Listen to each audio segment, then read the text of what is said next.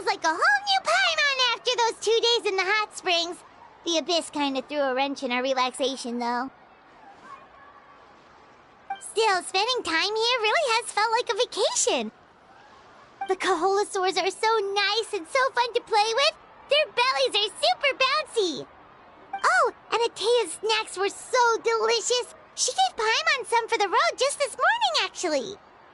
Yelling at some kids who got caught throwing stones in the hot springs, so not much has changed since we first met her.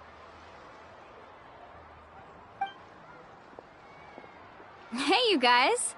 Sleep well last night? Yep, this area is so nice. Glad you like it. I was thinking of taking you guys out to do some sea fishing. Later tonight, we can eat whatever we catch. Fresh fish is absolutely delicious right off the grill. Hey, Moalani! Yeah? What do you need? The team sent out to fight in the Night Warden Wars has returned. And Kachina? Is she back as well? Kachina fell in battle. But don't worry, the team was victorious, so the Rite of Resurrection will be held in the stadium soon.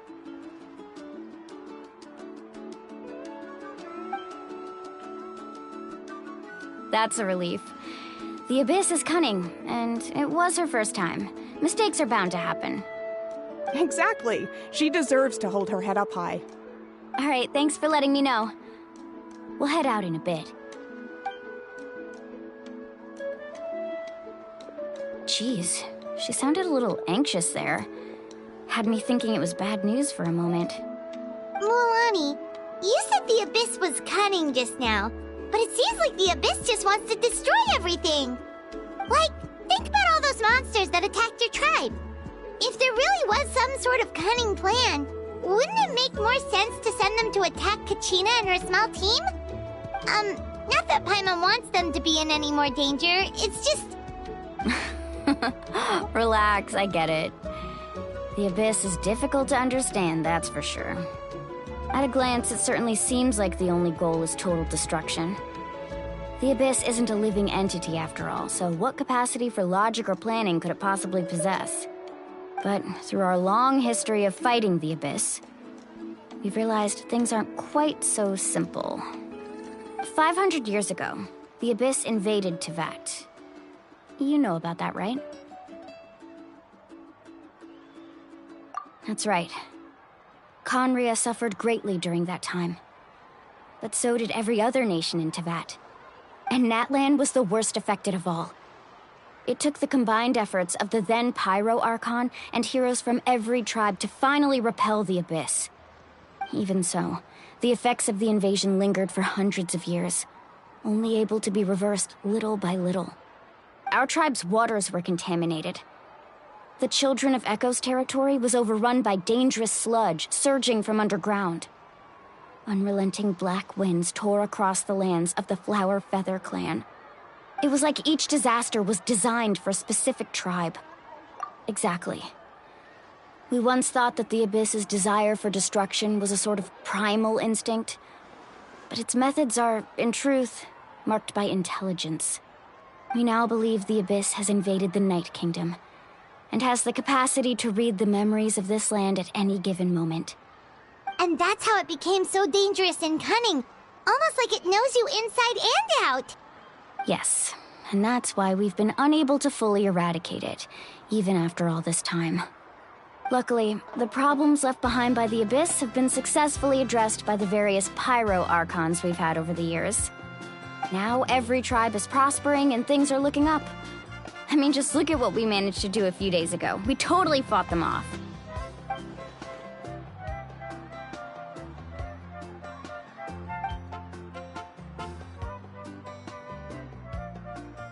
You must have had to sacrifice a lot to get to this point. Every battle, every sacrifice is in pursuit of a future where we get to stop fighting. Responsibility, duty, unavoidable burden. Everyone in Natlan views the war differently. But I believe we will be rid of the Abyss one day. And the efforts of all who fought against them will become a story for the ages. To think that my name could survive in ballads passed down to future generations, It's kind of romantic. Everyone has something that drives them forward, you know? We have to. Not only for ourselves, but for our future. Anyway, let's head to the stadium. Our fishing trip can wait until Kachina's back with us.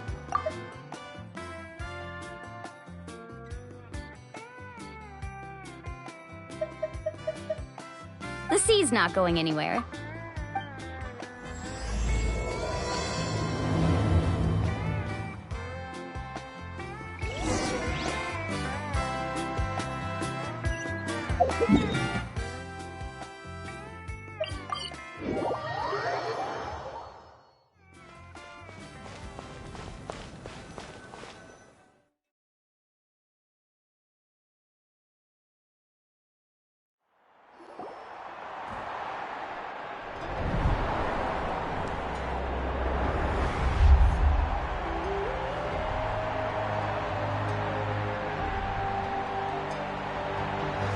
Whoa, this place is packed already! Of course. No one's gonna miss out on the chance to welcome our heroes back from battle. It's their moment of glory. Kachina's gonna be so flustered. She's never had this many eyes on her before.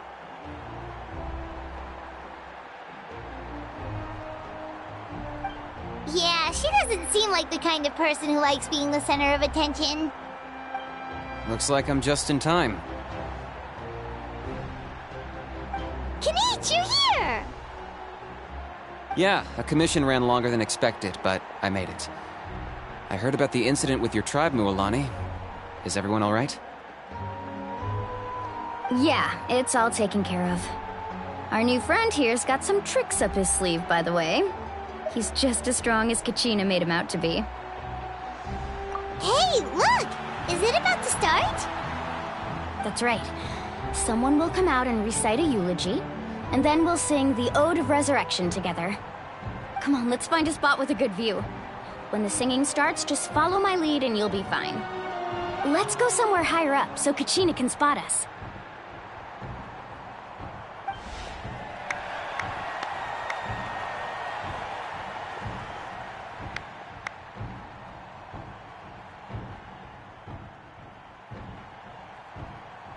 Warriors of Natlan, heed the call of life. We are the inheritors of memory and legend. Those who grew alongside sun and wind. Those who forged our own destiny and future. That is Natlan's fire, the lifeblood of our nation.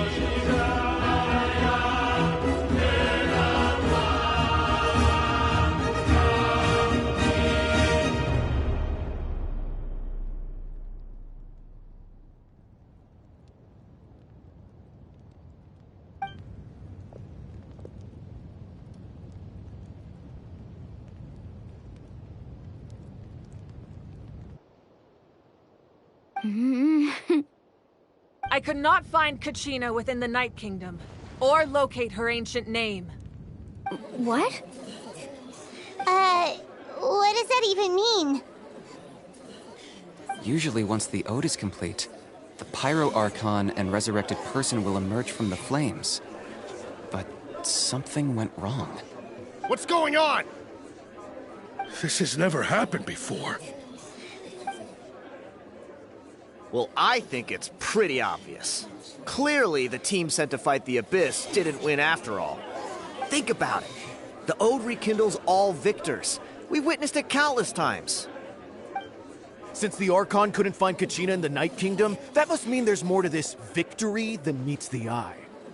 Hey! You just haven't gotten over the fact that Kachina beat you in the pilgrimage! Pathetic. The both of you. Your wild guesses are misplaced. We completed our mission. Maybe you did, but who's to say whether that little girl even contributed at all? Maybe she got scared and ran off. Why would the YUB recognize someone like her, even if she was on the winning team? How dare you insult a hero of Natlan like that? Kachina sacrificed herself to repel the Abyss. She doesn't deserve to be subjected to your vile rumors when she's not even here to defend herself. Calm down, Mualani. There's no point arguing with the likes of them. I can't just sit here and let them slander her like that. To insult a hero of Natlan, the person actually has to be a hero. You... Think about it, everyone. Who do you think is really at fault here? A girl who never should have even gone to war? Or the great Pyro Archon? Why would the rules of our nation suddenly stop working? That's true. If she wasn't revived, it must mean she failed to achieve victory. Maybe the YUB interpret victory in different ways? I mean, that girl didn't look all that strong to me.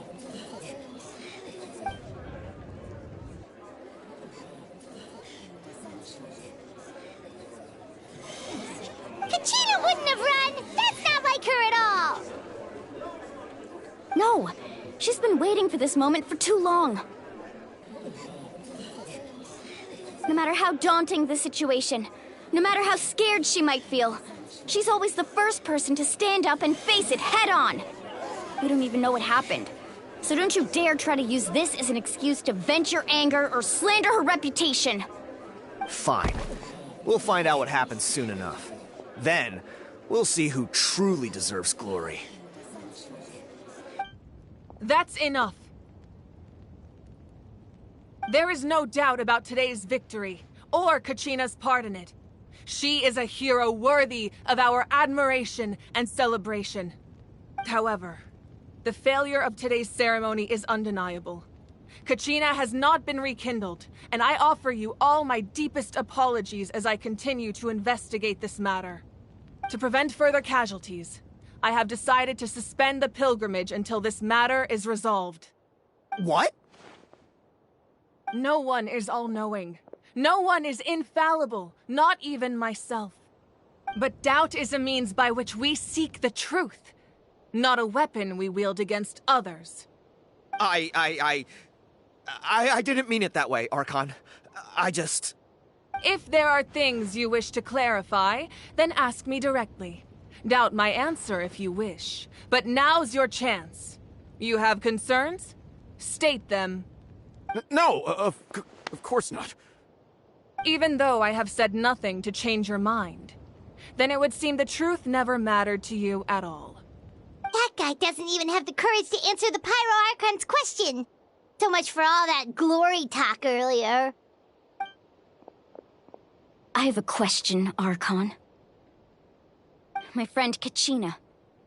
Do you have any idea where she is? It's extremely important to me.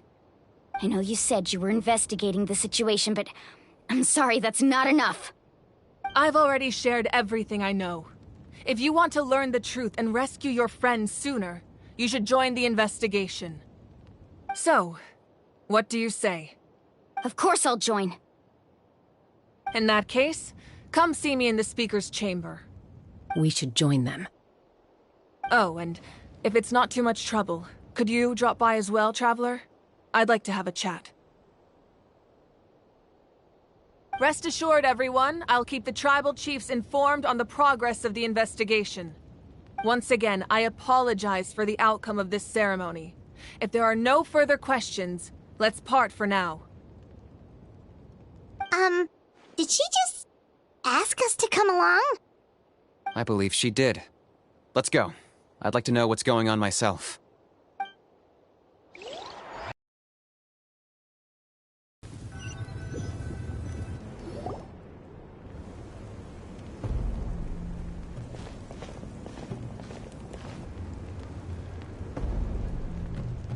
The situation is urgent, so I'll get straight to the point. Kachina is undoubtedly a hero of Natlan, and I'm deeply sorry this happened to her. There's been unrest in the Night Kingdom, but I don't know what's causing it. As a result, I've been unable to track down her location. Until we find and address the cause of the unrest, the Ode of Resurrection will continue to be ineffective. And that means Kachina won't be able to come back? That's correct. Not until the problem with the Night Kingdom is resolved. How long will that take? It's hard to say. Kachina always dreamed of fighting the Abyss, of doing her part to defend Natlan. She wasn't afraid of death because she knew, if it came down to it, the Pyro Archon would be there to bring her back to life. Whenever we sat down together, exhausted from training, she would always hum the Ode of Resurrection.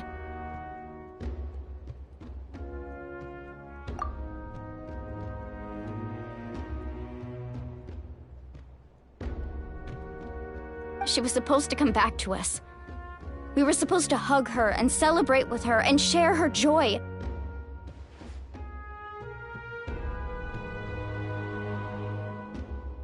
We supported her every step of the way, but what are we supposed to do now? Sit peacefully and wait for her return? Lose ourselves in grief over her death? Tell me, are we her friends? Or her murderers? That's not fair, Mualani. It's all right. I understand your rage and your grief. Kachina's life means a great deal to me, Mualani. Believe me, I want to bring her back as soon as possible. I would give you that peace of mind if I could. But please, hear what I have to say so I can at least give you a broader picture of the issue we are now facing. Considering the recent attack on your tribe, I believe the Abyss has found a new means of undermining the rules of our nation. You mean... The Sacred Flame. The foundation of our resistance against the Abyss. If we continue to hold the pilgrimage and send teams to fight the Abyss, there will likely be more casualties. But if we stop altogether, the Sacred Flame will only grow weaker. The Abyss will scale up their attacks, and the tragedy we saw with the people of the Springs will only be the first of many. If we compare the two choices, the former seems to be the lesser of two evils. Sorry, I know that may sound harsh, but I bear the name Malipo. Weighing the costs is my duty. The raw truth can be cruel. But we need to understand it if we want to approach this rationally. But what would you say, Mualani? This is personal for you, and unlike Kanich, I dare say it's not a simple case of weighing up which course of action is less painful, is it? No. I can't choose between them, and I don't want to. Saying that one is preferable over the other is disrespectful to the people who suffered. You're saying it doesn't matter whether I suspend the pilgrimage. The consequences will be equally painful. Yes. What happened to Kachina breaks my heart. But I couldn't bring myself to sacrifice other people for her sake. And that is the crux of the problem. It's not simply a matter of choosing the lesser of two evils. Either way, there will be people who suffer. And the end result will be the same. Belief in the pilgrimage will waver. Once doubt has crept in, the people will no longer unite in battle against the Abyss. And that is exactly what the Abyss wants. Their ultimate goal isn't to break the rules that make the Ode of Resurrection work. It's to destroy the people's faith in them. To prevent what happened to Kachina from happening to anyone else, we need to suspend the pilgrimage. So that is my current plan. And in the meantime, I've made efforts to strengthen each tribe's defenses. Then, we have to find another way of strengthening the Sacred Flame to keep the Abyss at bay. This won't be easy. I'll need time to figure out the best approach. I understand your anger, Mualani, but I hope that provided some clarity, at least. Wow. Paimon thought things were gonna get heated for a second, but the Pyro Archon took the time to explain everything so patiently. I owe you an apology, Archon. I let myself get carried away earlier, and I'm sorry. You're right. We need to focus on finding solutions. We could always hold the pilgrimage without sending a team to fight in the Night Warden Wars. That way, we would still be able to fuel the sacred flame. I've considered that, but the two events have nearly always been linked. Without the chance to fight the Abyss, pilgrimage rankings lose their prestige, and competitor numbers will drop. With fewer participants, the amount of contending fire produced will decrease, and the vicious cycle will continue indefinitely. So, essentially, the Abyss is taking Kachina hostage. You've learned about the concept of ley lines during your travels, yes? The Night Kingdom is something similar. Staying there for a short period of time shouldn't have an effect on the person. But with the Abyss in the picture, it's a different story. Your sense of self will be devoured, until eventually you become one with the Sea of Souls. Imagine pouring a cup of water into a rushing river. You can try to scoop up another cup, but there's no chance it will be the same water you had before. I won't sugarcoat it. That is the danger Kachina is currently facing. Just like you said, Archon. Both of these problems need to be addressed. You can focus all your efforts on dealing with the Sacred Flame. I will go search for Kachina. The Abyss poses the same threat to you as it does to her. It is very possible you will not return. Knowing that, do you still choose to go? Kachina's waiting for us to rescue her. That's all that matters. I failed to protect her during our campaign, but I can make it up to her now. I choose to go as well. Traveler? What do you think? Understood. Then I'll support you in any way I can. The Masters of the Nightwind have a technique that can extract an ancient name from the ley lines. If we can find Kachina's ancient name, I can use the link between them to pinpoint her position within the Night Kingdom. Then comes the hard part. You need to visit the Night Kingdom in person and rescue her. But isn't the Night Kingdom a land of souls? Can we even go there? Under normal circumstances, only the consciousness can enter. But there is a way to go there in person. However, know that the Night Kingdom will attempt to repel you, and the Abyss certainly won't leave you be. That's fine by me. Same here. Fighting the Abyss is nothing new for me. So, Paimon's the only one who's scared? Well, if you're going, Traveler, Paimon's going too. Citlali of the Masters of the Nightwind once created an artifact that can be used to communicate with the Wyab. We call it the Spirit Speaker Stone. It was originally used as a ceremonial artifact wielded by the tribal chiefs, but that spiritual quality also means it can be used to search for an ancient name. That was the artifact I delivered to the Scions of the Canopy a few days ago. Didn't think I'd be hearing about it again so soon. Thank you so much for your help, everyone. Your thanks are unnecessary.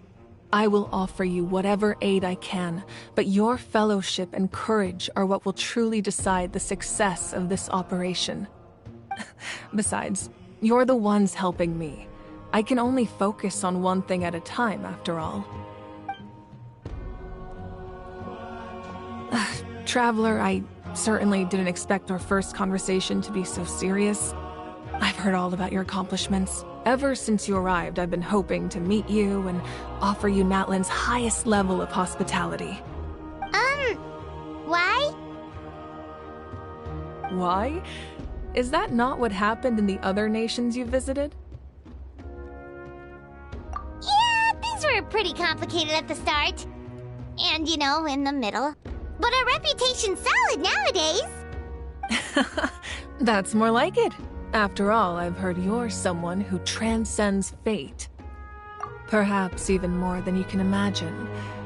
But we can talk about that some other time. Ideally, this would be the perfect night for a drink and some musical ambiance. But there are important things to be done. Oh, I almost forgot.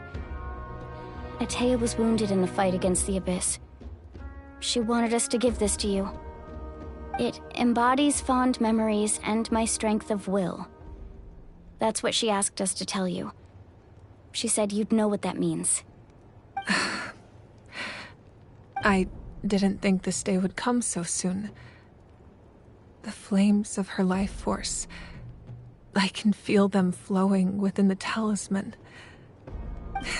If things were different, the two of us could have enjoyed the hot springs together while she gave this to me in person. We're supposed to be hot spring buddies after all. But don't worry. This talisman means a great deal to me. I'll take good care of it, and once this is all over, I'll pay Atea a visit.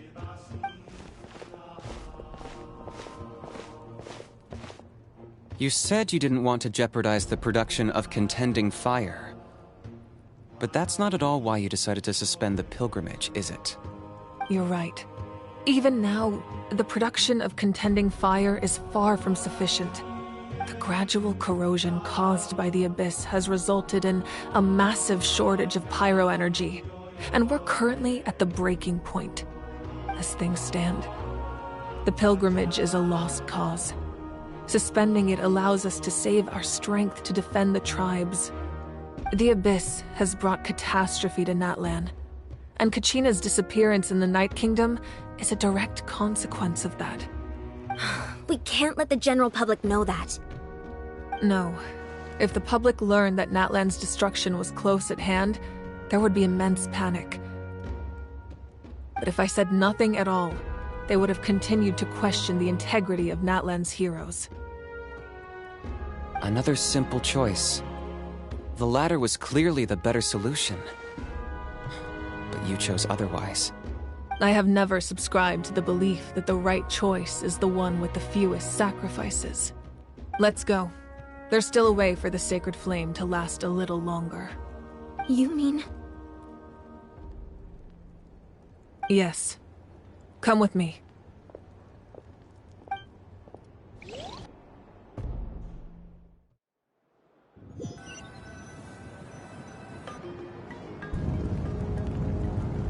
The sacred flame must never go out. Not only does it strike fear in the Abyss, but it's also the pillar of Natlan's stability. So until our heroes are ready, I will sacrifice my power to keep it burning. But that can only last so long. I think we should focus on the remaining ancient name-bearers. Don't let desperation cloud your judgment. Those chosen by the Wyeb have already embarked on their destined path. It is for them to decide how that journey ends, not us. All we can do is support them. Even so, for you to make this sacrifice, it's not right. If not me, then who? No other is capable of sustaining the sacred flame. I possess great strength, but I'm not above my people. This is part of my duty.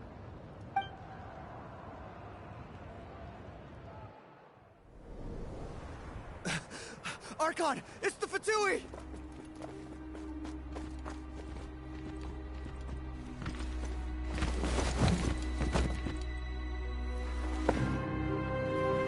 The Archon of Natlan. A force to be reckoned with. The secret of the ley lines is no secret to me. Long have they been destined for ruin.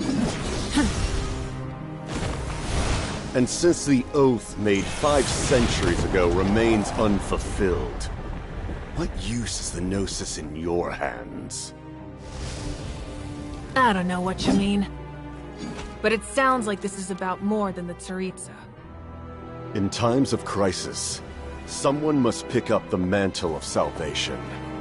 Your plan has reached an impasse, and now it falls to me to create new rules for Natlan. But before the dawn of a new age, the old must be destroyed.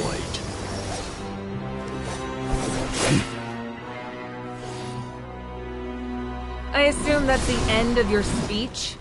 Good. People like us? Let our blades do the talking!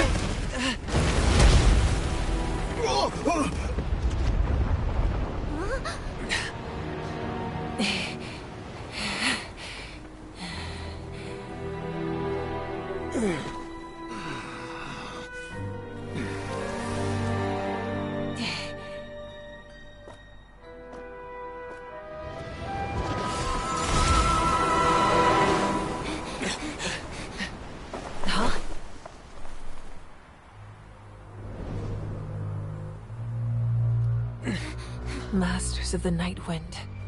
Send word. The captain and his followers must be apprehended.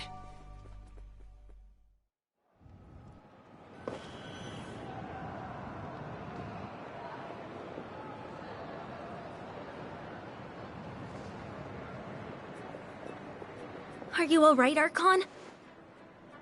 He was a formidable opponent. Exactly what I would expect from the first of the Fatui Harbingers. I never imagined someone could match you in combat. If the Tsaritsa sent him here, why would he bring up what happened 5 centuries ago? Yeah. And how much does he know about Natlan? The Harbingers are all driven by their own personal goals. The only purpose that unites them is collecting the Gnosis.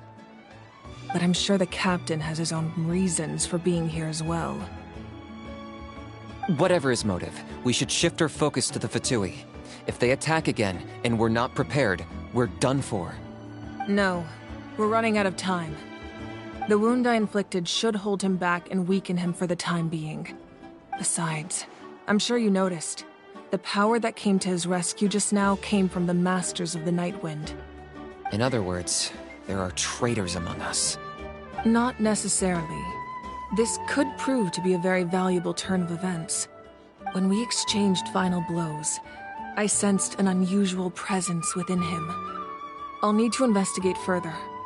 Kenichi, go to the Masters of the Night Wind and look into who could have aided the captain. Speak to Citlali. She should know. Of course, I'll head out right now. Do you still intend to... Yes, but fear not.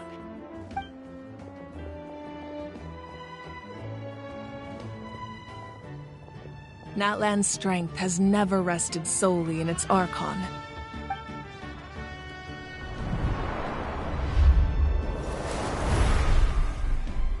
Together we foresaw the only path that leads to our nation's future. We must trust in that vision now.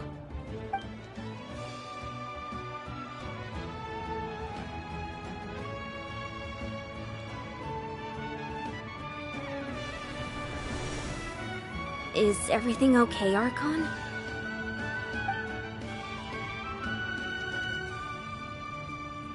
Completely fine.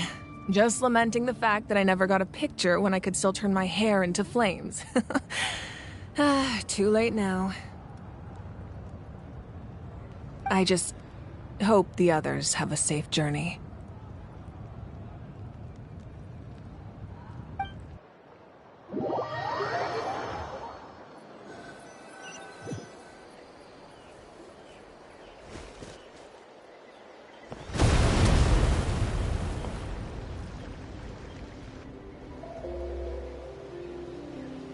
What's happening at the stadium? Did something explode? It feels like the Archon unleashed her power. She must be fighting a formidable opponent. Should we go back and check what's going on? Have faith in the Archon.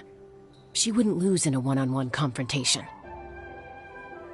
Once we find Kachina's ancient name, we'll head right back. Okay, let's just keep climbing. Paimon really hopes nothing goes wrong.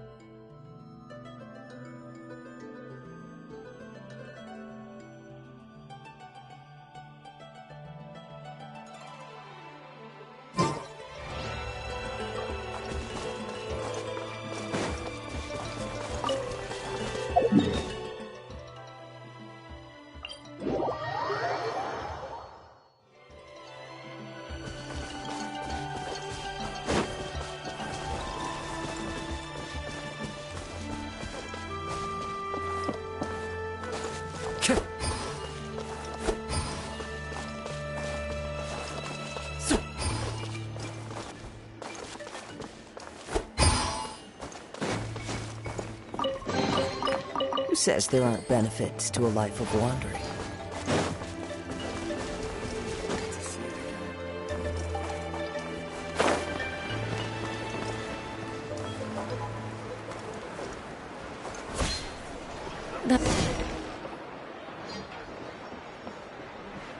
Chaska. Nice to see you again, Wyna. I'm afraid we don't have time for pleasantries, so I'll get right to it. We're here for the Spirit Speaker Stone. Whoa, hold on a second. At least tell me why you need it first. My friend Kachina is trapped within the Night Kingdom. We need the stone to find her ancient name and rescue her. Rescue her? From the Night Kingdom? That's right.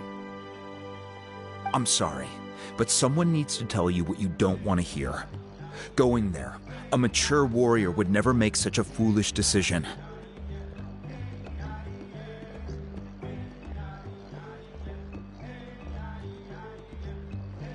The nature of battle is unpredictable. You never know how it's going to end. Losing a friend is tragic, but when that happens, the best thing you can do is focus on how to prevent further casualties. I appreciate what you're trying to say, Chief Wyna. But if the price of maturity is abandoning a friend in need, I'll choose foolishness any day. If Kachina's still holding on, then so will I. I thought you might say that. Is something wrong, Wyna? This doesn't seem like you. Life isn't complete without taking risks. That's always been your mantra. It's nothing. The Night Kingdom is a dangerous place. Can't blame me for checking if you were up to the task. If you're that determined, far be it from me to stop you. Here's the stone. Keep it safe, okay? It's not like we have a spare. Thank you.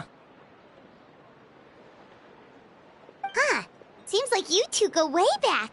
But aren't you from the Flower Feather Clan, Chaska? Oh, Chaska's a peacekeeper, so she's famous throughout the tribes.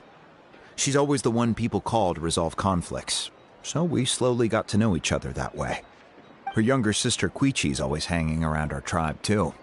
She's helped us out a lot in the past. Oh, you have a younger sister? Yes, I'll introduce you to her sometime. But let's get back to business. Wyna, how do we use the stone?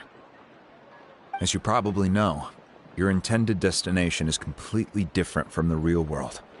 The Night Kingdom is like a river flowing with concepts, and the ancient name you seek is like a tiny fish swimming downstream. In that sense, the stone is like a fishing boat drifting down the river, but the boat alone isn't enough. You need a fisherman experienced enough to steer it in the right direction. We couldn't do that ourselves? With a little practice, I'm sure you could. You have the strength and the talent. If you want to make sure this works, though, I could recommend someone to you. Who? Vichama, a legendary warrior and scout from our tribe. He's got a keen eye and a well-honed intuition. Even his ancient name means to seek. If you're fishing for a name, you're gonna want him on the boat. Vichama? Why does that name sound familiar? He's one of Auntie Atea's hot spring buddies. I've heard stories about him. Where can we find him?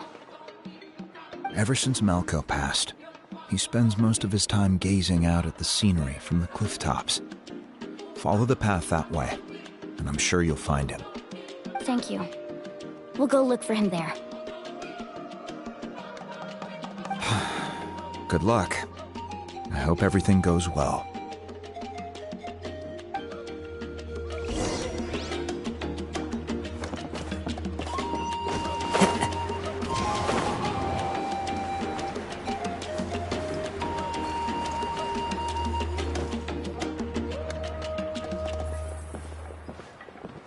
Someone admiring the scenery from the cliff tops.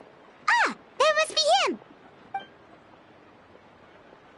Hello there, are you Vichama? That's me. Did you need something?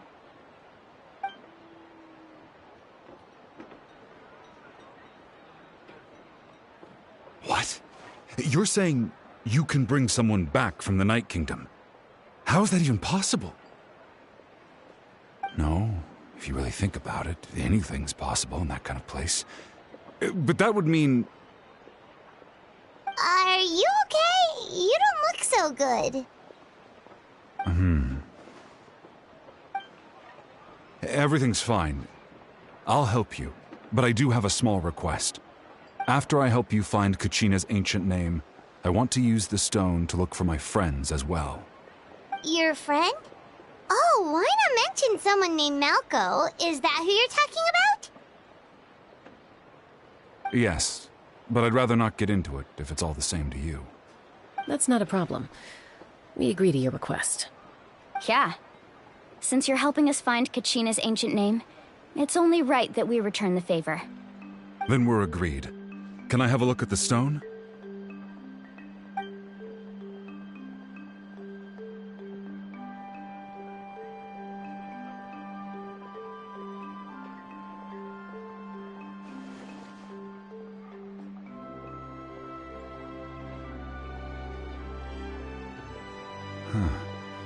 I see. From what I can tell, it functions almost like an abyssal pylon. Both connect the Night Kingdom to the living world. Once the connection is established, the abyss will come surging through the opening like a predator honing in on the scent of blood. So we have to be sure not to use it in a tribal settlement. Wow, you got all that just from looking at it? I just picked up on the basics, really. I still have no idea why it works. You said someone named Lali invented this. They must be a genius. I'll go find an open area and start setting things up. In the meantime, I need you to get 2 things for me. We'll go right away. What do you need? First, I'll need some hook ropes. Pretty much every store around here carries them, so no need to go anywhere special. Oh, and I need to build a net out of them, so make sure you get a good amount. Wait, are you saying you're going to use a real net to catch Kachina's ancient name? How does that work when one's tangible and one's not? By creating something tangible in our world, like a net, we can create a connection to a corresponding concept in the Night Kingdom. Basically, I'm going to use the concept of a net to catch something equally intangible, an ancient name. Oh, I see. What about the second thing you needed? Right. I need 2 chunks of obsidian. Once we bring the ancient names into our world, we'll need a place to store them. Normally, you can only get obsidian from the Children of Echoes, but I heard there's a traveling merchant from that tribe around here somewhere, so maybe you can try your luck there. Gotcha! All right, let's split up. See that clearing? Let's meet over there when you're done. Oh, and you can send someone with me if you want. In case you're worried I might take the stone for myself. What do you think, Chaska? There's no need. Lena spoke highly of you. That means you're trustworthy. I appreciate it, even though that doesn't mean much to me anymore. Anyway, it'll take some time to set everything up, so no need to rush. I'll see you in a bit.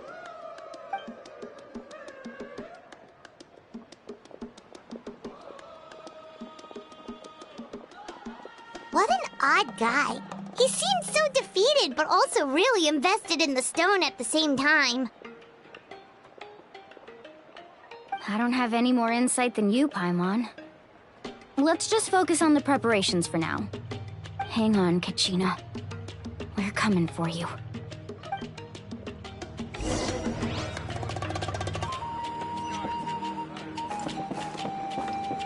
Time to go.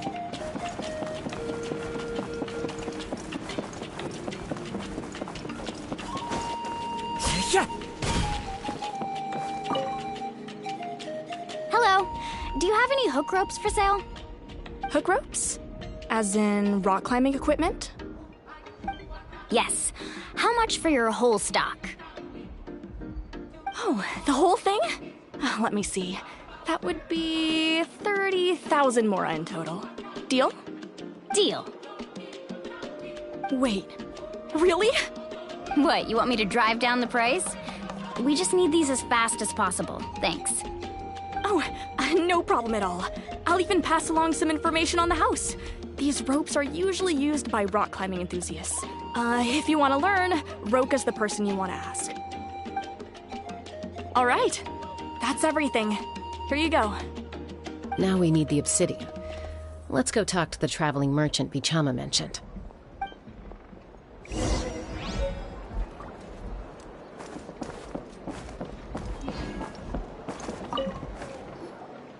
Excuse me, do you sell obsidian?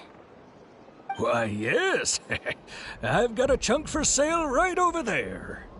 Perfect. Is that the only one, though? We actually need two. That might be tough.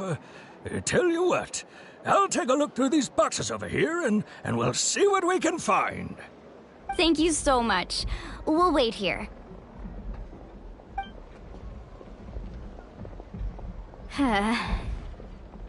Relax. Everything's going according to plan. I know, it's just... I could tell Vichama feels the same way about his friend that I do about Kachina. I hope this chunk of obsidian isn't the only one. Kachina always carries all sorts of shiny stones with her. If I was the one trapped in the Night Kingdom, she'd have a whole pile of obsidian ready in a heartbeat. Well, would you look at that? I did bring an extra. Here you go, young lady. How does it look? Perfect! Thank you. How much do I owe you? If you hadn't shown up, these stones would have just sat here collecting dust. I'll take 3,000 mora for both. Here you go. By the way, I heard you mention Vichama just now. You running an errand for him, then? How's he doing?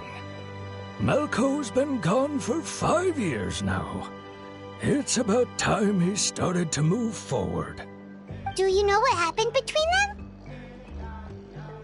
I heard about it in passing while I was out drinking one night, but I don't know all the details. Vichama and Malko grew up together, and even made a name for themselves together. Malko was an amazing fighter, capable of knocking out multiple opponents in a single hit, while Vichama excelled at scouting and analyzing the battlefield.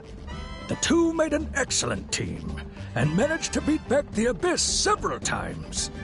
5 years ago, they both emerged triumphant in the pilgrimage, and were placed on the same team to fight the Abyss.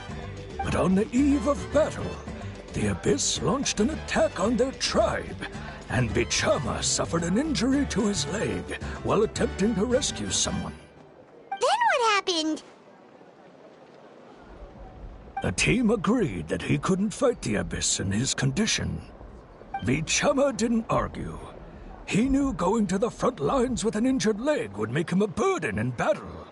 So they raised the issue with the Pyro Archon, and she agreed to let him stay behind. It's just... Malko and the others ended up facing hordes of abyssal monsters in numbers that far exceeded anyone's expectations. The team made an error in judgment, and they fell to the onslaught. Vichama went into a deep depression after that. He blames himself for everything. Oh, you're not wrong. But it's possible he chooses to blame himself. Not because he did something wrong, but because he wasn't able to do anything at all. I've tried convincing him to move forward, to stop dwelling on the past. But the shadow of Malko's death hangs over him still. The Abyss has caused so much suffering, and some wounds never heal. I wish there was something he could do to make himself feel better. But... anyway, that's the gist of it. Maybe you could help him talk things through sometime. I would really appreciate it.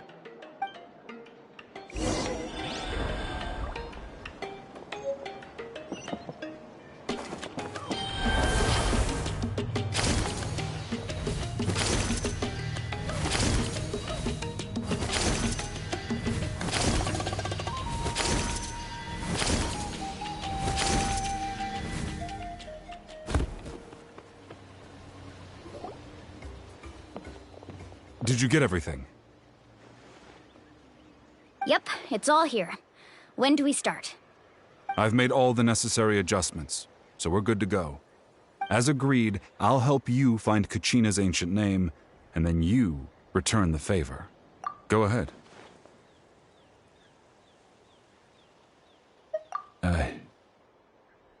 Yes. After Malko fell, I scoured the battlefield to see what happened.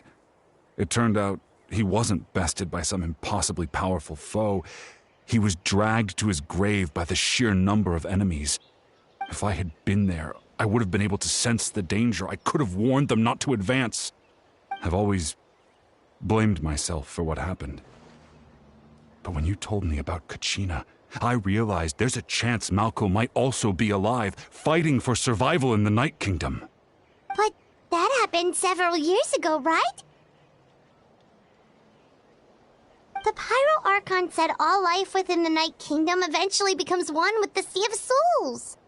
There might not be much hope, but I still have to try. Malko and I promised each other, even if we never managed to root out the Abyss for good, we would fight together until the end. All right, let's get to it. I'll start searching for the conceptualized version of Kachina's ancient name. If you see any fragments scattered around the area, please collect them.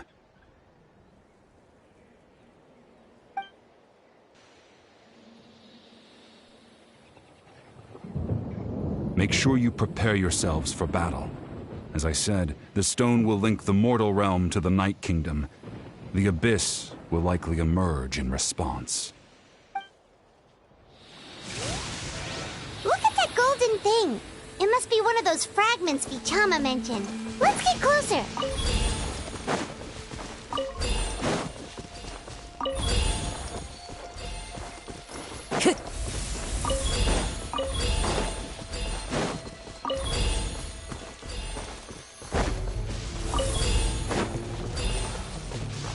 Whoa, monsters incoming! Watch out, everyone!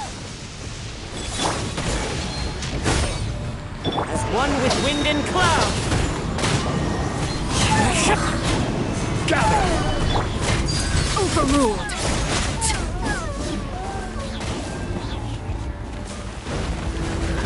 I will have order. Stabilize. The wind knows me. Fallen leaves, adorn my night! Let's light it up! Gather! This is order. Laid bare. How much longer, Vichama? Not long! We're getting close!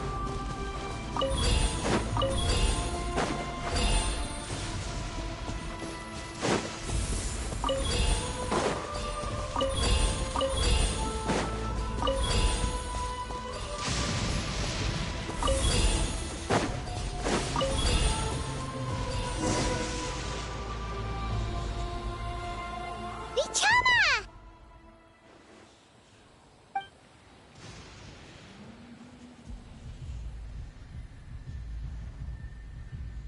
Quick! Take it!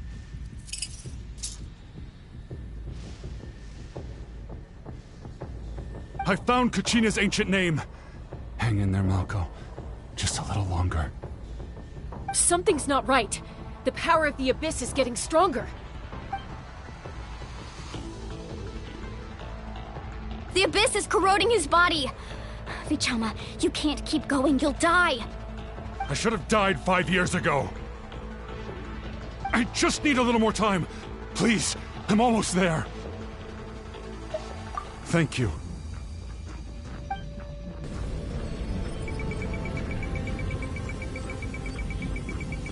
Whoa, watch out!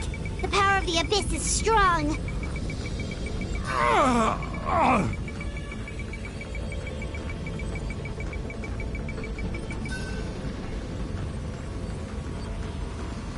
This power. Hanging in there? Malko. No! Why can't I find him? Why?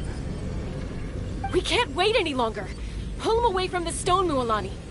I already tried, but the power of the Abyss has him in a chokehold. It's like he's tied to the stone with an invisible rope. In that case, we have no choice. I'm sorry, Sea Molly. Get back! Chaska, wait!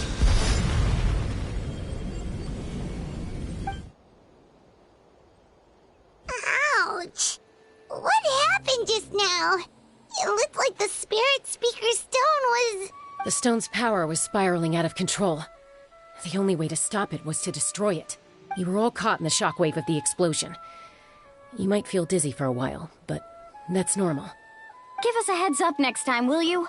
You're lucky we managed to dodge it in time. I thought I said to get back. Yeah, barely a second before you made it go poof. Not everyone has your reflexes, Chaska. We were this close to getting dragged into the explosion. Okay, I'll be more careful next time. At least Kachina's ancient name is still in one piece. Wait, where's Vichama? Vichama! Vichama! I couldn't find Malko's ancient name. It must be completely gone by now. Once your ancient name disappears, there's no coming back. From the very beginning, I knew there was a slim chance, but still. And now... it's too late to save him. From the minute he left that day, it was already too late.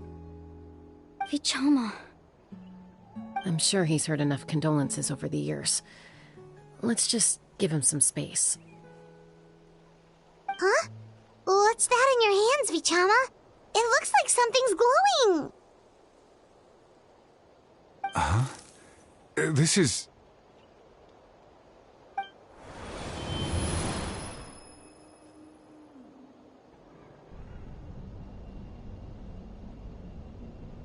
Hey, Malko. Got any strength left? Not enough to swing a sword, but to say a few last words? Sure. Too bad. No one will get to hear them.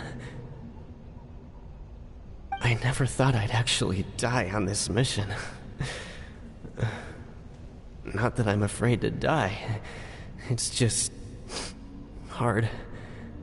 Thinking about my mom's face when she hears the news. Guess I have something to be thankful for then. My parents died a long time ago. They won't have to mourn me.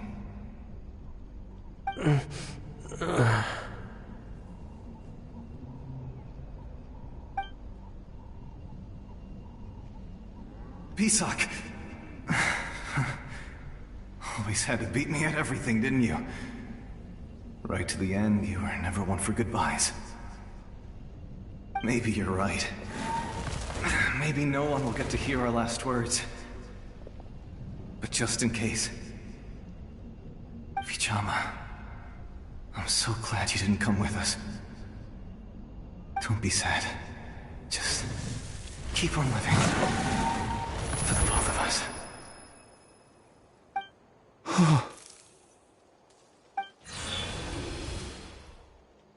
Was that a memory? Seems like we were able to salvage something after all.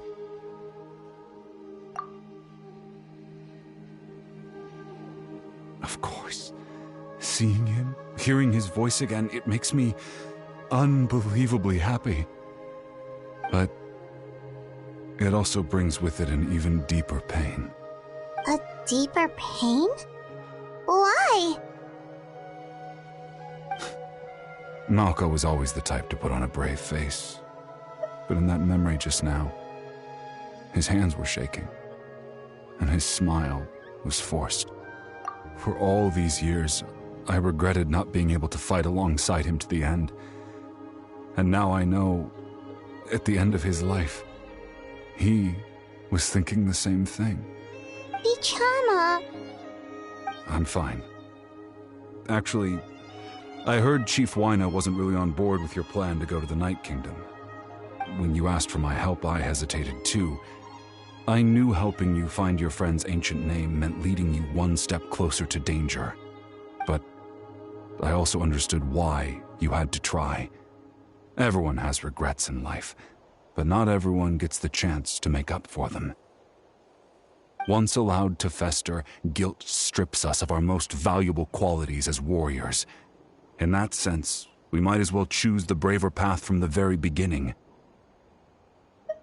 If I could do it all over again, I would have followed Malco to the front lines no matter what. Even with an injured leg, there were still things I could have done. That way, even if the outcome stayed the same, I still would have fought alongside him to the end. There are critical junctures in life, and if you don't seize the chance to act, there's no going back. That's something I had to learn in hindsight, but you're still at the crossroads of your journey, so I hope you can walk away without regrets. Thank you, Vichama. I feel even more determined now. Kachina will come back to us. I'll make sure of it. I promised I would find her, and I intend to keep that promise. That's good to hear. Strange. My body, it's... Once abyssal corrosion enters the body, a portion will fuse itself to your internal organs. Even though the Traveler possesses powers of purification, the corrosion can never be fully eradicated. Thanks to him, though, you are only briefly exposed. Slowing your breathing and controlling your emotions should help you keep the symptoms in check.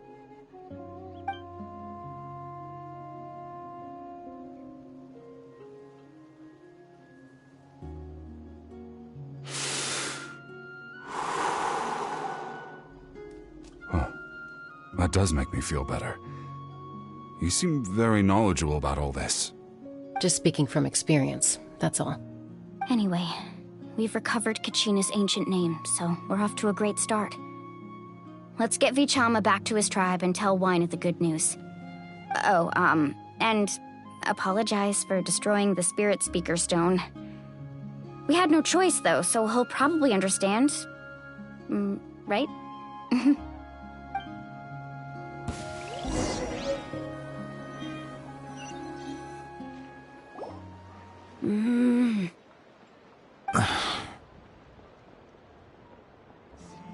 Koichi, are you really gonna just stand there like that? I don't know what you want from me. I think you know exactly what I'm trying to say, Uncle Wina. I can hear it in your voice. Honestly, it's just one thing after another with you two. They're back. Koichi? What are you doing here? Don't play dumb with your own sister. You know exactly why I'm here. My apologies, everyone. I just need to borrow Chaska for a few minutes. You come with me.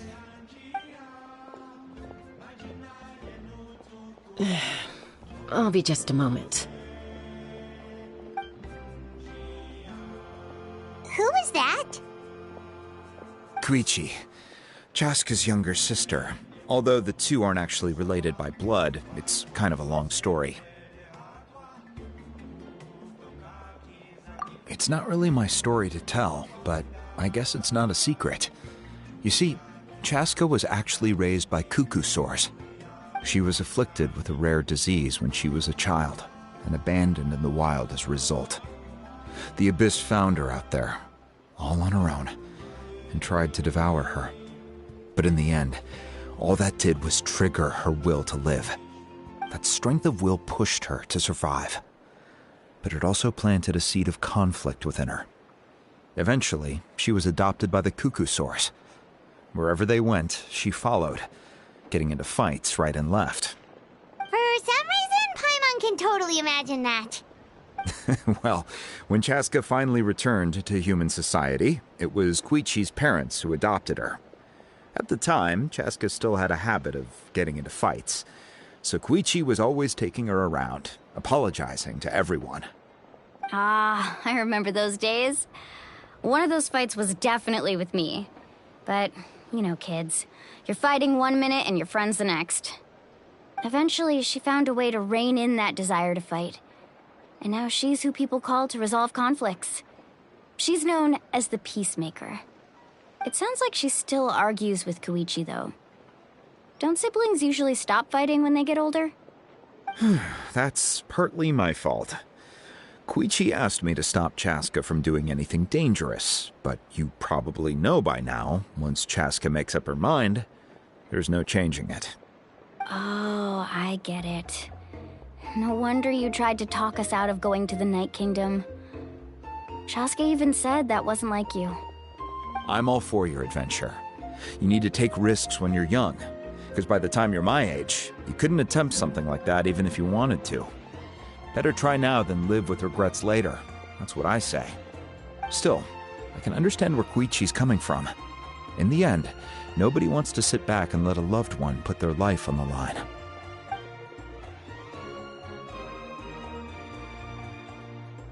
All right, it's just the two of us now. You have 1 minute to explain yourself. I don't have anything to say. You don't have to approve, but you should know I only do what's necessary. That attitude is exactly the problem. It's like you don't care. You try to sneak off to the Night Kingdom behind my back and then play it down as if it's just a trip abroad. Well, technically I am going abroad, right? Again with the excuses! We agreed, didn't we? There are 4 levels of danger. If it's not something urgent, you can only engage in level 2 danger and below. You can only go up to level 3 if a situation is so dire there's absolutely no alternative. But a trip to the Night Kingdom? If that's not a level 4, I don't know what is. And you were just going to sneak into the place without saying anything. What do you mean, sneak into the place? I always planned on walking in there with my head held high. You bought off Uncle Wina, didn't you? He promised me he'd stop you from doing anything dangerous. Oh, it's like he didn't even try. You feel like he went back on his word. What if I told you my mind was made up, and there was nothing he could have done? Not even by force. Oh, I knew it! So he did try to say something, but you didn't listen. This is important. If you were in my shoes, you'd make the same decision. You don't know that? I'm a doctor, and I handle logistics. If you're going to waltz into a dangerous situation where you could lose control at any moment, it's my duty to say something. All right, whatever. Anything else? What do you mean, anything else? Why don't you reflect on what you've done and promise me you'll stay put? Time out. Is this one of our normal arguments or a serious one? Chaska, does it sound like I'm joking? Then, you need to know something.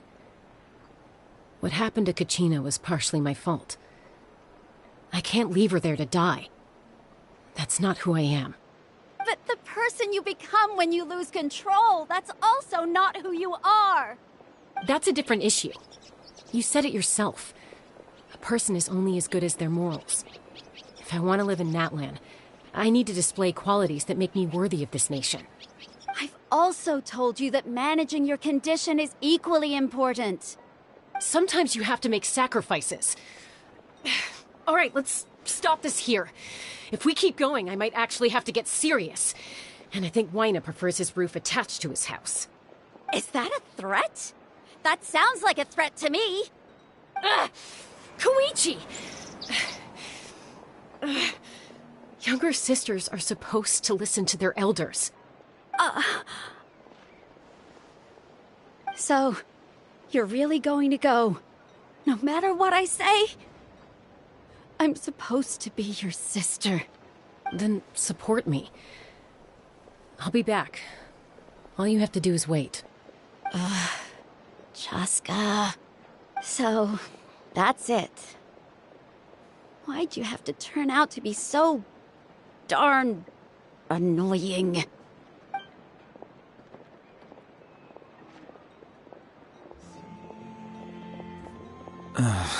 You two are something else. Something you wanted to say? I know you aren't related by blood, but you two sure are similar. Really? You know, I said that very thing to Koichi not too long ago, and she reacted the exact same way, down to the very tone of voice. It's not my place to get involved, but I will say this. Try to spend a little more time with your sister. You're tough kids. that doesn't mean you have to go it alone. Thank you. Anytime. All right. If you're done with the Spirit Speaker Stone, you might as well hand it over. According to Kinich, it's an important ceremonial artifact, so it'd be safer to keep it with me. About that... If only Tonegif Bard was here, he could have repaired it just like the Holy Liar. It might be in a few more pieces than you remember. Huh?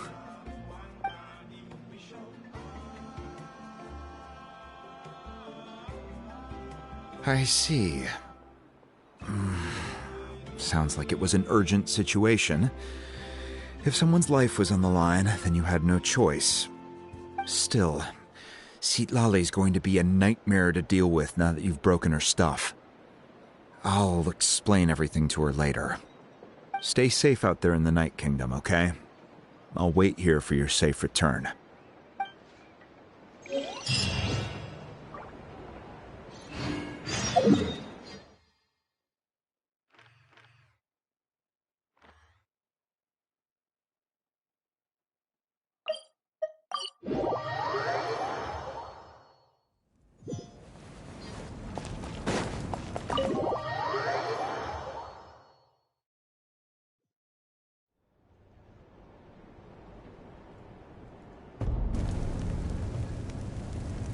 We're back! We found Kachina's ancient name, too! Well, it's fairly complicated. Let me give you the condensed version. The Fatui again? We can't go anywhere without them causing trouble. But what if the Fatui finds out you've lost your power? Won't they try to take advantage of the situation? That's why it has to be our little secret. No one else can know, or we're asking for trouble. Look, I wish I could offer you some sort of consolation, but I won't lie to you. With multiple factions closing in, there's nothing comforting about the situation we're facing. Still, all you need to do is focus on your goal. You can leave the complicated matters to me. I can also step in on the Pyro Archon's behalf. There's a limit to what I can accomplish, but I'll help you however I can. There's no need to be so modest, Yan-san. Your incredible strength has long been a well-known fact. You're the pride of your tribe.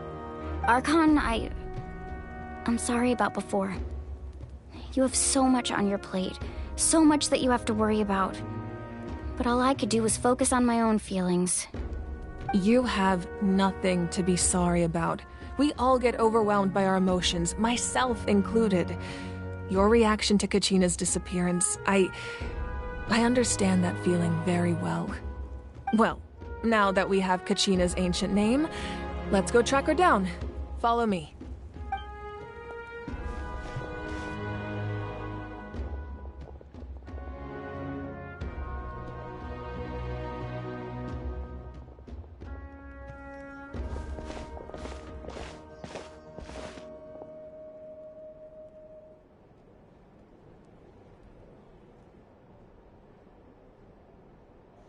What is this place? Hey, isn't that Atea's talisman? Good eye. This is where I store all the various mementos I've collected. Whoa. I've never seen this place before. There's so many things in here. It looks like there are items from every tribe. Collecting them must have taken a lot of effort. I suppose you could think of it as a hobby of sorts. In Natlan, everyone grows up listening to the stories of heroes, and physical items do a far better job of preserving those stories than our own memory. Now, I still have some preparations to make for the ceremony, so feel free to take a look around in the meantime. If you're curious about an item, I'm more than willing to tell you about its origins. All right, we'll have a look.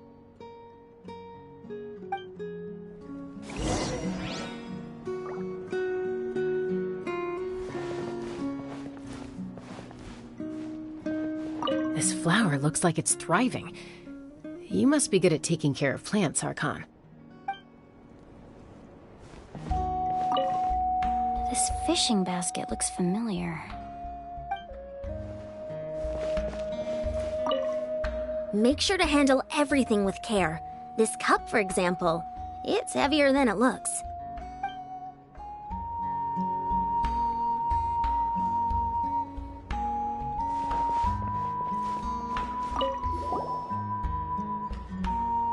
There are so many jars and potions around here. Do they have anything to do with alchemy? No, those belong to the Masters of the Nightwind. They're ceremonial tools used to amplify the ability to communicate with the Night Kingdom and the Wyab. Yamaya is an expert in this field, and she taught me a lot. Even though she appears stoic and serious, she actually has a keen sense of humor. The tools you see here are quite traditional. Her students found them outdated, so she passed them on to me. The contents of the jars aren't all that special. Oh, except the big jar in the middle. That's what she really wanted to give me. Ooh, must be something really cool. What's inside? Grape juice. Huh? It's quite tasty, although probably expired by now.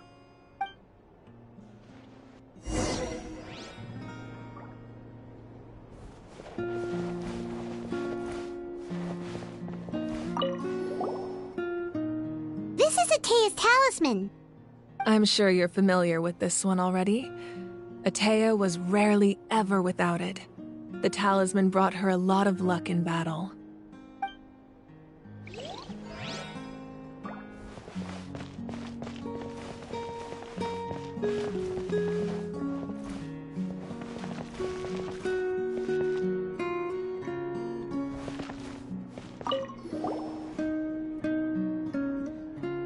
The powder still needs some time to settle, so let's wait a little longer. Well, what do you think of my collection? Do you feel like you have a better understanding of Natlan's culture now? Yeah! If each item represents a different story, seems like Natlan's really been through a lot. Does every item hold a special memory, just like Atea's talisman? That's right. The items in my collection actually serve a similar purpose to the ancient names passed down among the tribes. They demonstrate the true shape of time. The shape of time? Most people perceive time as a linear concept, almost like a straight line that can only move forward. We cannot change the past or predict the future. But there's also a different theory, one that I believe to be closer to the truth. Namely, that the past, present, and future all exist at once. At once? Paimon's not sure she understands. Let's say your journey ended right now. Thinking back on your experience in each nation, which one would you say was the most important? Exactly. Even at the end of your journey, the things you experienced along the way don't cease to exist. They become part of who you are. Take out a portion of that journey, and you would likely make very different decisions, and eventually arrive at a very different destination. The future is the same way. It exists even though it has yet to come to pass. We just lack the means to perceive it. Of course, there are those with the power to foresee the future. They simply call it by a different name. Fate. You're quite familiar with that concept, I would imagine. That does kinda make sense. The future hasn't happened, but already exists. Humanity excels at living in the present, but too often we forget the past and neglect the future. While the pilgrimage and the Night Warden Wars lead us to a better future. Only by uniting the people of Natlan across countless eras can we fight back against an enemy as formidable as the Abyss. To come up with such a set of rules, the first Pyro Archon must have possessed a level of insight I can only imagine. That's correct. At first, he was a mortal man with no special power. After he ascended to the Divine Throne, He used it to borrow power from the heavens and establish the rules of Natlan, namely a framework through which ordinary people can ascend to Archonhood.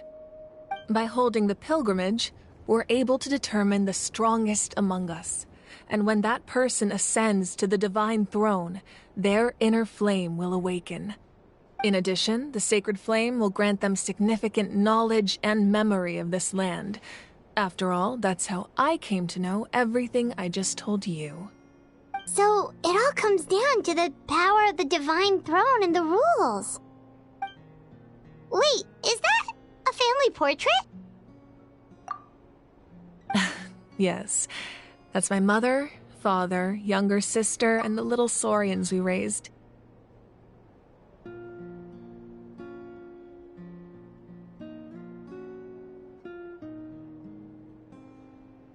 I turned a piece of my dad's leather armor into a canvas and commissioned a famous artist to paint our likeness.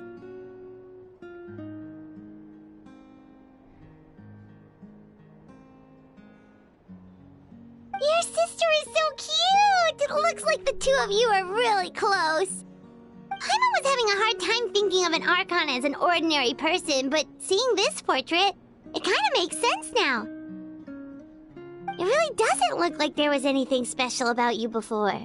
Oh, wait, is Paimon allowed to say that? A little late for that question, don't you think? Sorry! Paimon's so sorry! Paimon's mouth works faster than her brain sometimes! It's alright. I'd never get upset over something like that. No matter what others may say, my past is a precious part of my identity. I'm forever proud of the life I used to lead. Becoming the Archon doesn't mean you sever ties with your family. The position just comes with a lot of responsibilities, so it impacts how often you get to see them. My father made the most delicious stew, so my sister would often bring me a large pot of his cooking, and we would sit on a blanket and eat it together. One time, we didn't close the door securely, and the Saurians we were raising ran into the room and knocked over the entire pot. My sister immediately burst into tears. The two troublemakers were going for the meat, but when they saw my sister's distress, they froze on the spot.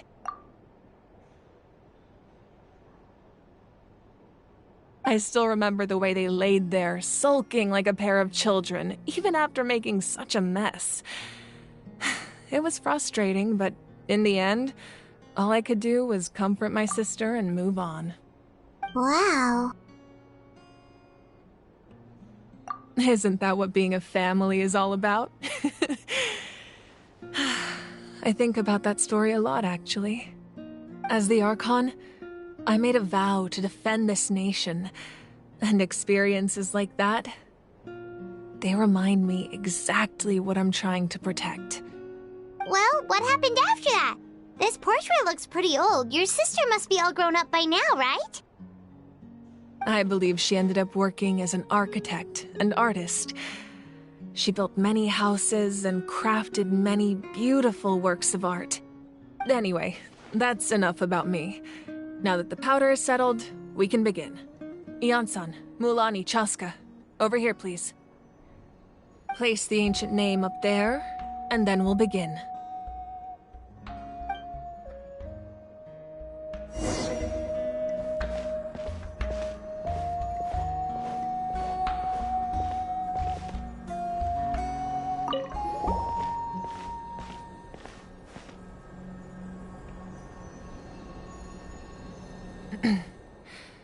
Surely as the echoes of life resound through heaven and earth, so too shall our stories remain eternal. Ancient name, take us to your fated bearer. Allow her to answer our call.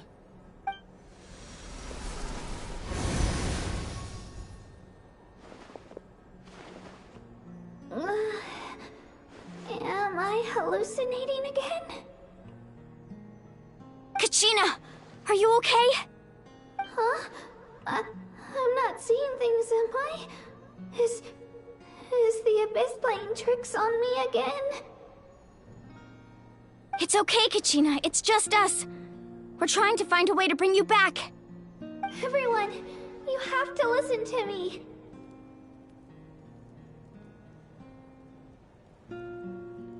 I've been investigating the Night Kingdom this entire time, and I figured out what's wrong. The Wyab is being affected by the Abyss. I was waiting for the Wyab to send me back, but then this really strong monster came in and it almost killed me.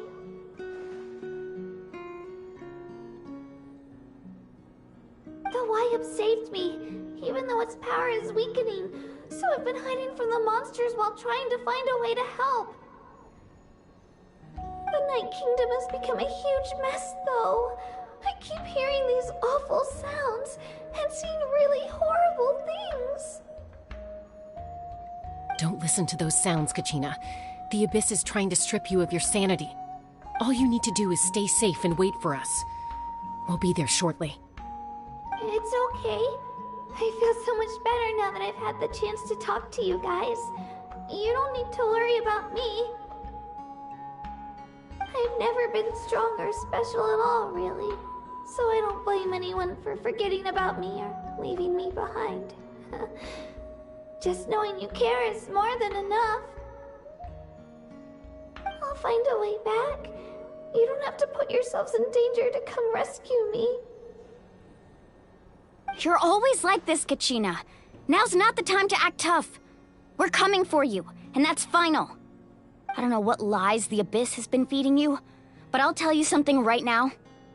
Nobody here sees you as a burden. You're a victor of the Night Warden Wars, a hero of Natlan. All you need to do is wait for us to rescue you, and you'll get all the applause and recognition you deserve.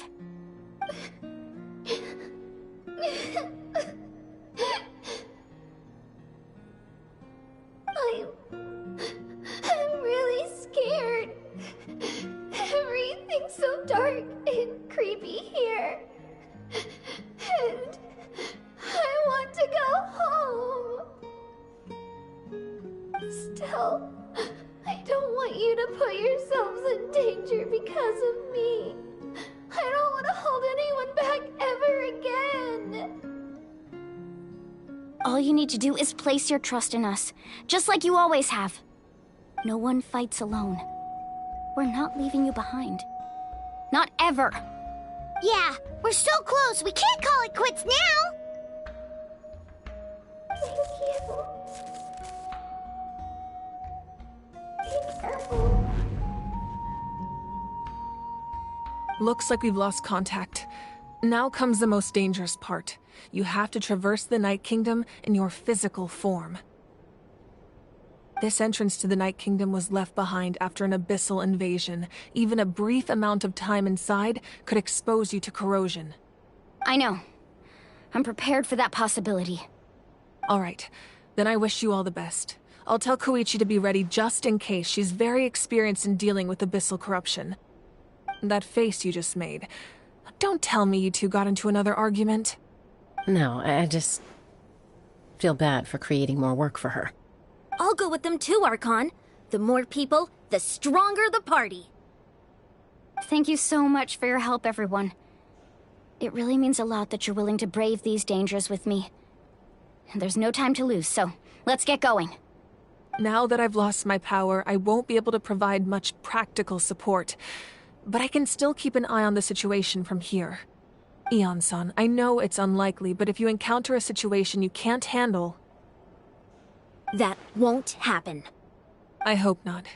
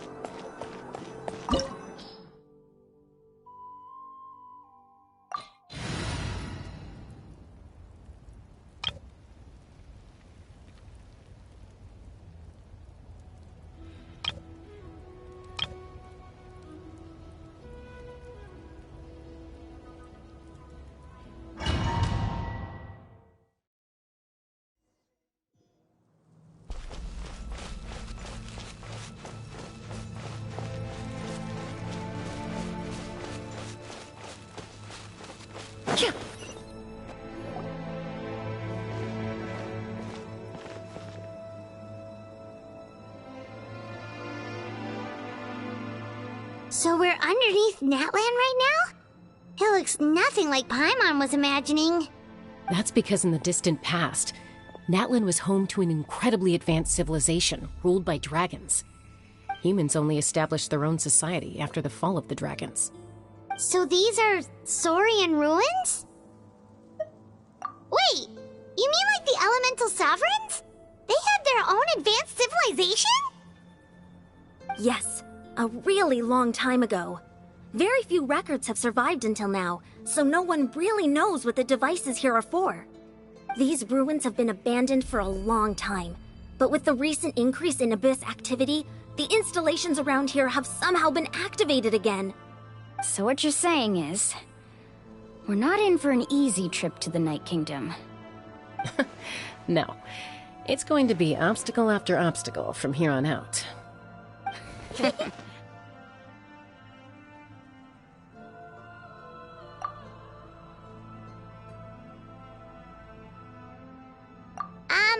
Why are you all laughing like that? It's creeping Paimon out. It's the pre-adventure excitement kicking in, right guys? Of course. I'm eager to get started. Then let's go. We won't let anything stand in our way.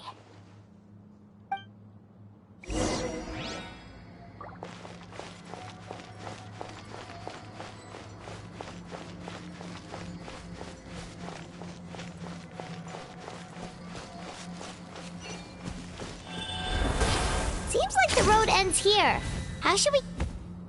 As a professional trainer, I think you could stand to build up your endurance, Paimon. Professional trainer? Paimon thought you were a warrior from the Collective of Planning. Well, that goes without saying. But I actually work as a sports coach. I provide professional guidance for many of Natlan's popular sports. And I don't just mean physical training. I design nutrition plans as well. Ah, so basically no sugar, no soft drinks, no grilled meat. Yeah, we'll be here all day if you list them out one by one. It's much faster to just focus on what's good for you. Such as? Vegetable juice. Want some? You know, Ian-san, Paimon feels like the two of us might not see eye to eye. Those guys look familiar. We've fought them before. Let's go. Show no mercy.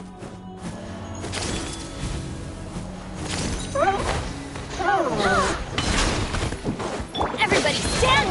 Hey, yeah! Russian floral! Clouds high. The birds call! Neutralize!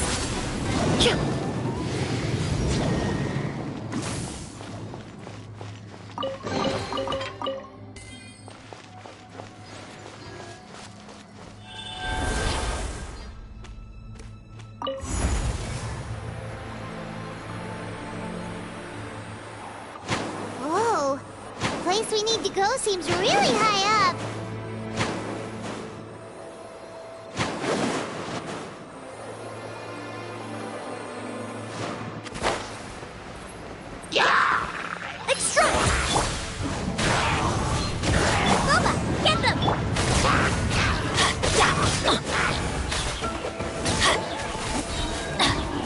Teamwork is dreamwork!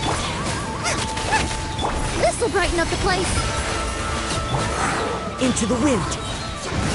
Fallen leaves, adorn my night! Nice and spicy. Neutralize!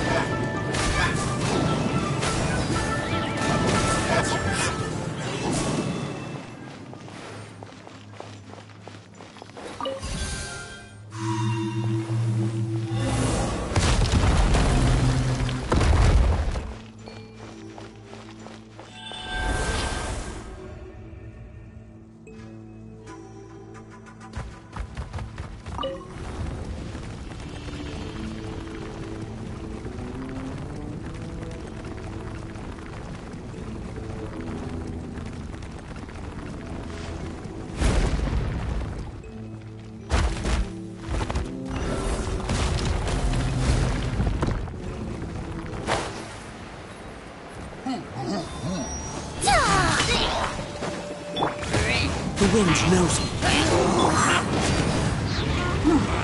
Go in! You're toast! As one with wind and cloud! Into the wind! A little ambiance!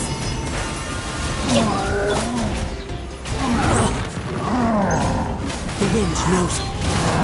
Reconstitute!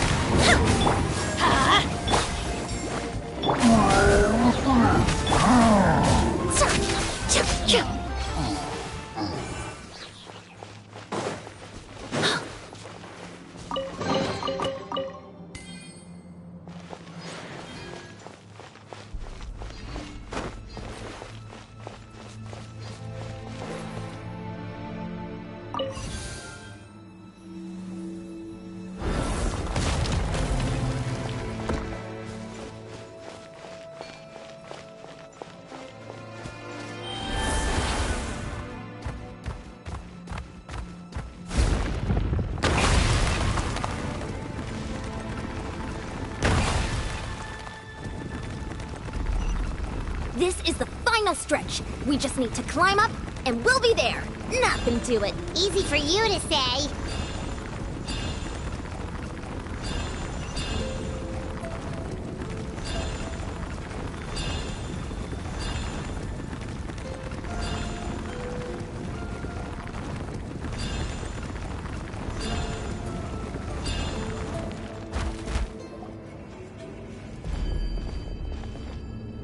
This must be the entrance the Pyro Archon told us about. The one ripped open by the Abyss. Yes. There's something in the depths of this place that feels familiar, yet also foreign. We actually have to go in there? Okay, Paimon just needs to psych herself up. Don't push her through before she's ready.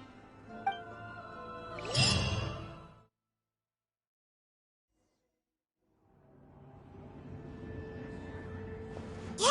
You don't have to drag Paimon! You're pulling too hard!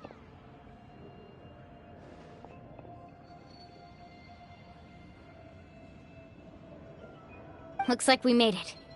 This is the Night Kingdom.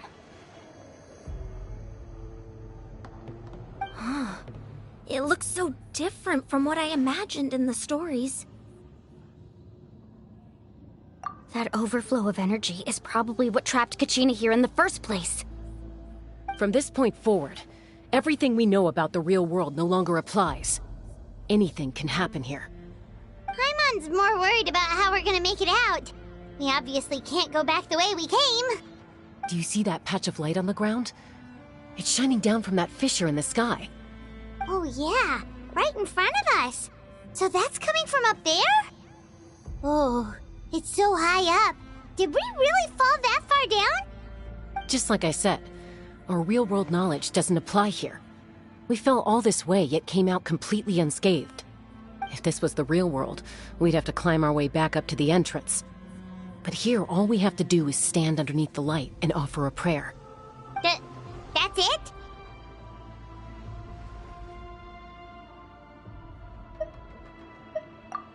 Right. We still got a job to do. So that means all we need to do is find Kachina and bring her to this location. Exactly. This light is streaming in from the real world. It's a link between the two realms. The terrain looks difficult to navigate, and the visibility's not great either. How are we supposed to find Kachina in these conditions? Yeah, these floating black things don't look super friendly either. Those are all manifestations of abyssal power. Be careful. Ghost! A talking ghost! Calm down, I'm here to help. You're the ones who helped Vichama, right?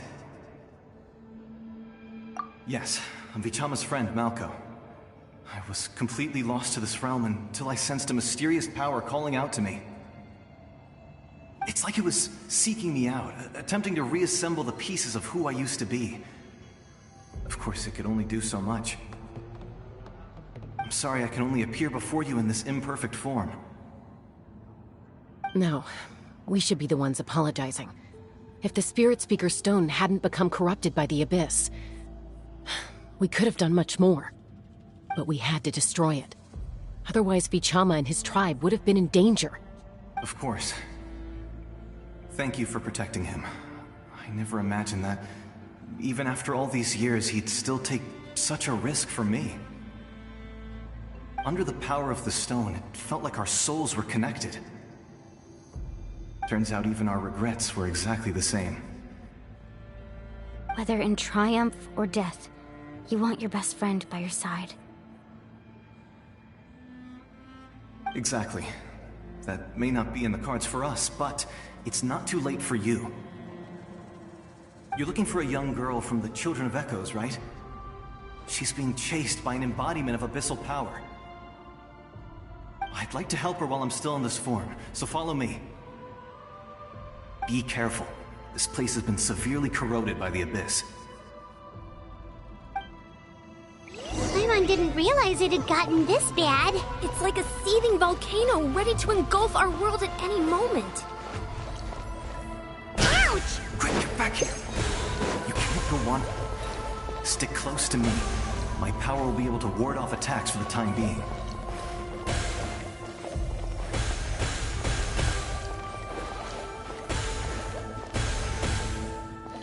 We won't be able to keep this up. Let's try another route. This way.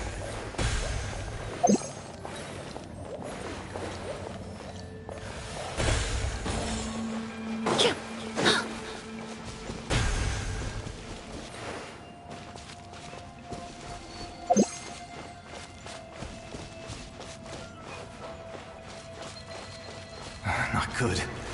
More monsters. We shouldn't waste our time on them.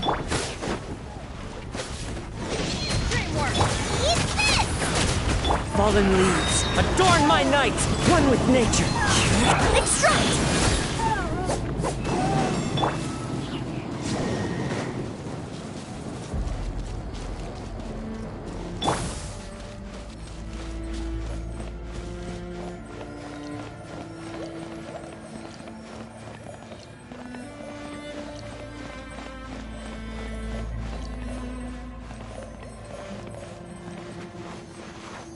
Oh, Paimon can't see anything! It's easy to get lost here. Just stick close.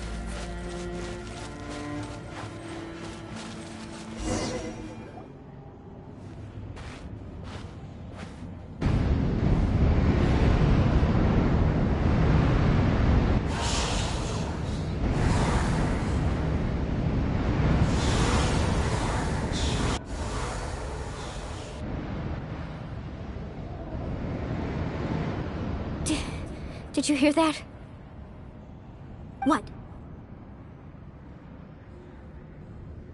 Never mind. It was probably just my imagination. Don't scare Paimon like that! I heard it too. It was a voice from the abyss. What did it say? Doesn't matter. It certainly doesn't harbor good intentions.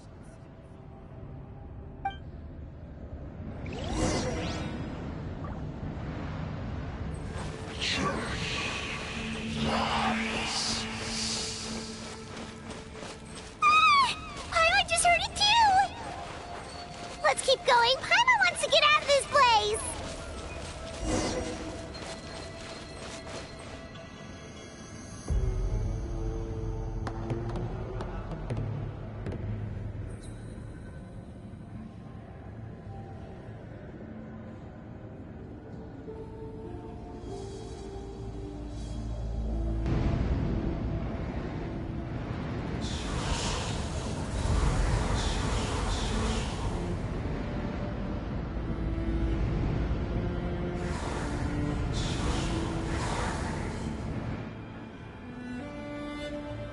We're here, Kachina!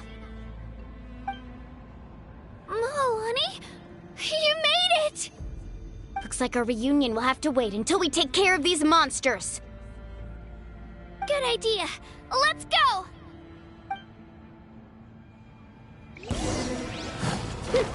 Japan! Into the wind. Out the frying pan! This'll brighten up the place. Right here!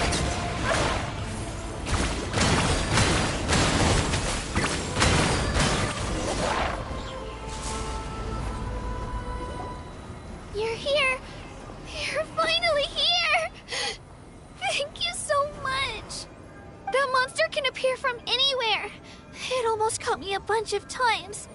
The Wyab's power helps keep me hidden, so I just tried to stay out of sight until you got here. Atta girl.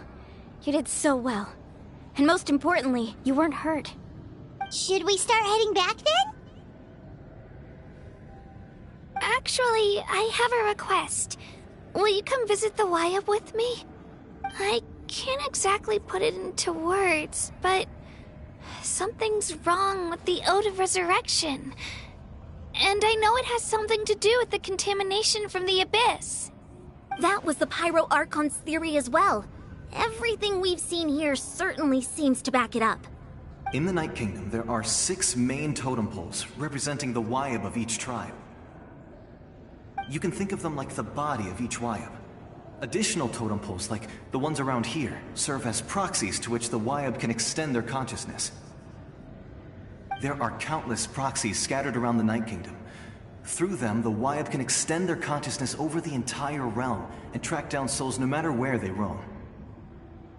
But if a proxy were to become severely contaminated, then a soul could become lost within the Night Kingdom.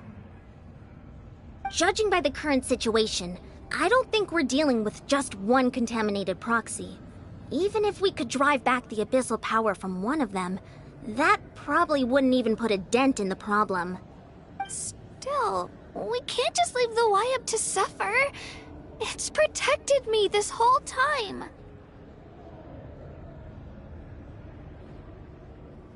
I agree.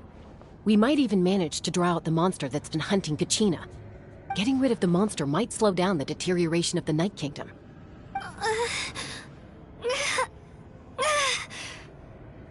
Kachina? What's wrong? Nothing. Just a headache. And that voice again, telling me to abandon the Wyab and leave this place. Maybe we really should leave. Kachina's already been here for too long. No, I'm fine. I don't plan on listening to that nonsense. I can hold on. Just up ahead. I'll lead the way. Besides, I can still fight, so please, help me out a little longer. Listen to me, Kachina. We'll come with you, but that's because we want to help the Wyab, not because we have something to prove. You don't have anything to prove either. It's okay if you reach your limit. We'll be there for you. All right. The sooner we get this done, the better. We've already come all this way, so we might as well try to get to the bottom of this. Let's go. This way. I'll stay here and try to stall the Abyss monster. All by yourself? That's too dangerous! It's all right. I may not be as strong as that monster, but I'm definitely more familiar with the area. Besides, I don't have much time left. If you're anything like my friend, I'm sure you're not particularly fond of goodbyes. So go. Achieve your goal, and return to the world where you belong. Thank you for everything. You're a true hero. Thank you. No one fights alone.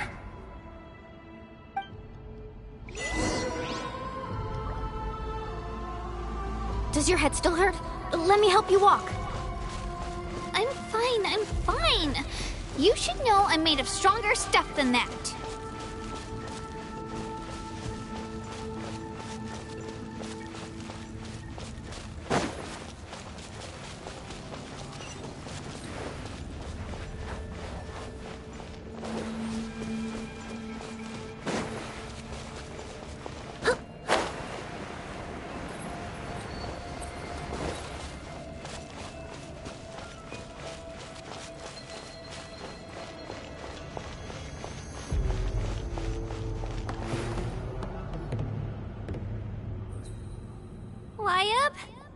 Wyab! I'm back! My friends and I are here to heal you. Wyab, can you hear me? Wyab? So we were right. The contamination is already too severe. It's preventing the Wyab from answering our calls. Alright, get ready everyone. Time to purge the abyssal energy from this place. Careful. We've got company. Already? You really think that puny soul could slow me down? Courage in the face of futility is pure folly. He tried to get in my way, so I disposed of him. You killed Malco? He would have dispersed with or without me. Rather than worrying about him, I would urge you to focus on yourself. You may have defeated others of my kind in the past, but underestimate me now, and it will be to your peril. No, the power of the Abyss is intoxicating. The destruction it seeks captivates like a masterful work of art. I strive only for the opportunity to see it up close. I thought this naive little girl was an exception, but it turns out humanity is full of lambs willing to offer themselves up to the slaughter. That is the tragedy of your short lives. You understand nothing of all-encompassing power.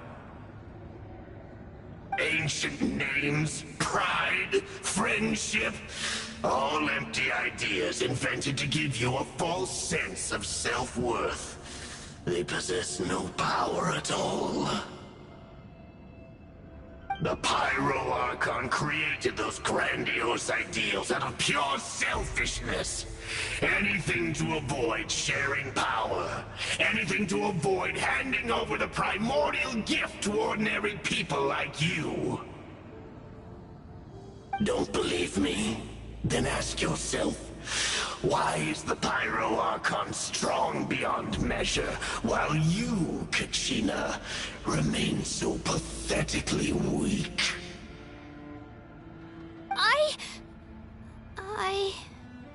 Kachina!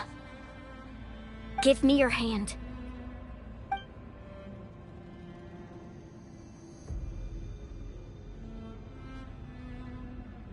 Feel that? I'm right here next to you. Thanks, Moalani. You're right.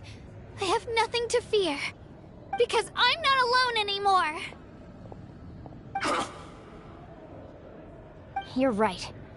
Maybe comforting ideals don't have any power. But you also couldn't be more wrong. You've never had to work for your own strength, so you will never understand the true source of our power. What? The courage we have to stand before you and not back down? It comes from our friendship. The power lies not in the ideal itself, but in our commitment to upholding that ideal, and in our decision to stand together and fight! Well said! Let's go, Kachina. It shouldn't take more than 2 of us to handle an enemy like this. Sorry in advance, but you deserve what's coming to you! There aren't many in Natlan who can beat us when we're together. It's time he got a taste of that kind of power. From the ashes, let the flames of redemption burn!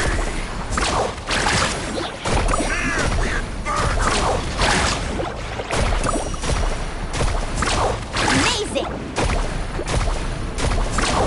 Ursa! Right here! Drilling down! Let's shred it, Sharky! Off we go!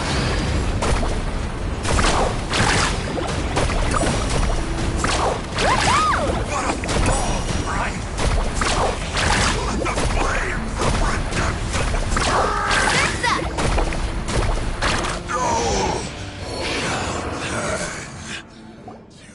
We won!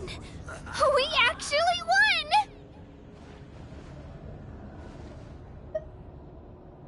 That's what he gets for underestimating you two.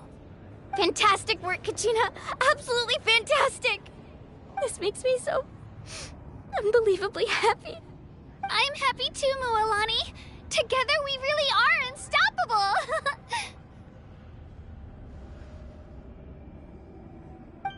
Huh? What's happening?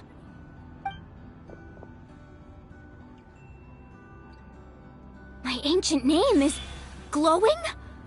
But I thought I didn't bring it with me! It's probably a projection from the real world. But that doesn't explain why it's glowing all of a sudden. Wait, does that mean you're...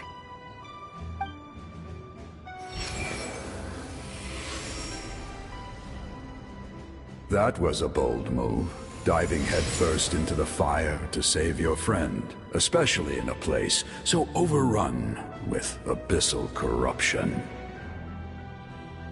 Still, seeing you pull it off was really something. Everything you said was exactly right. As isolated individuals, we stand no chance against the power of the Abyss. It took years' worth of scars and lots of unnecessary suffering for me to understand that for myself. The Pyro Archon's plan will unite us as one. Everyone has a part to play. Only then will we have the power to defeat the strongest of foes. Who are you?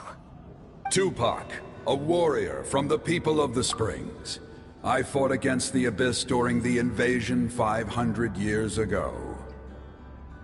I've heard that name before. You were the giant who saved all of Natlan. Since you were able to awaken my words from your ancient name, that means you have fully embodied the aspirations of the Waiab. Under the name Umoja, you shall unite the tribes and save Natlan from its impending doom. Me? As long as blood still runs through your veins, even the tiniest spark of steel against stone can ignite a flame. Its blaze will become one with our vision for Natlan. Even amid everlasting darkness, our bonds remain eternal.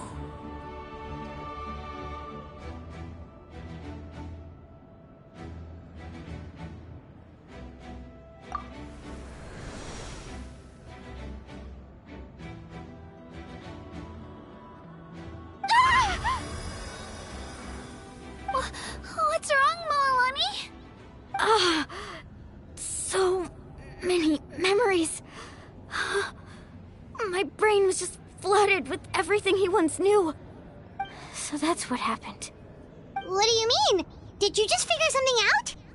500 years ago, they foresaw the very crisis we're facing now. Efforts to save Natlan started all the way back then. We can go over the details once we get back. We shouldn't linger here longer than we have to. I know bits and pieces, but I had no idea Mualani was also part of the plan. This sounds like something that's going to need a lot of explaining. Let's focus on saving the Waiab first.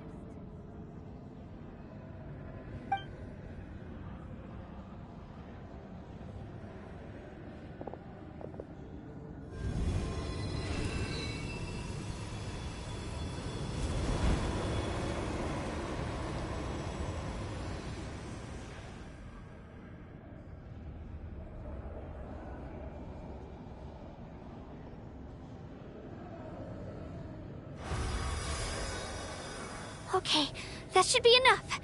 Waiab? Waiab? Can you hear me? I hear your voice, Kachina, my dear child. Great. Well then, I'm afraid it's time to say goodbye. I just wanted to make sure you were okay before we leave, but we can't afford to stay here any longer. I was going to ask why you bestowed an ancient name upon someone like me, but it's okay. I'll keep searching within myself for the answer.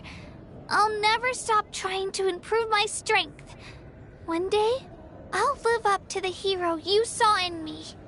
You are already an outstanding child in my eyes, Kachina. No matter what happens. Huh? You are all my most beloved children. It has always been my honor to protect and nurture you. Your ancient name is just that. A name. Much like your parents chose to name you Kachina, I also gave you a name, but it need not define you. Focus on who you want to be. You are already worthy of your name. Now, you need only devote yourself to becoming a better you.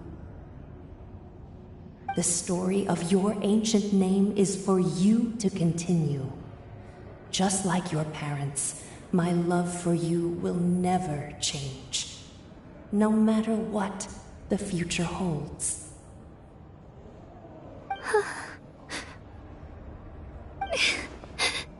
Thank you, Wyatt. It gladdens me to see the Pyro Archon's plan move another step towards completion. But it is time for you to leave this place. The situation here is getting worse. Go now, my children.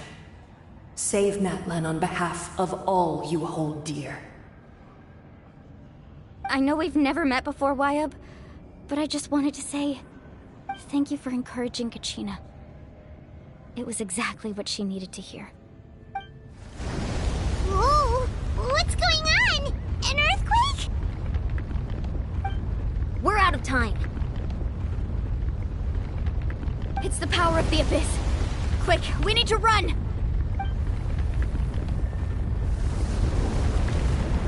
It's a Seelie! The Seelie opened the way for us!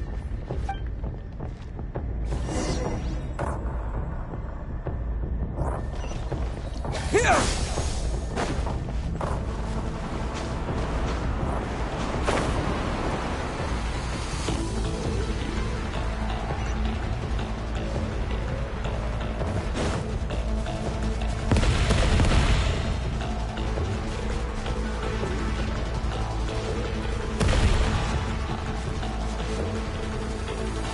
The opening in the sky! It's closing! We need to hurry, or we'll be stuck here!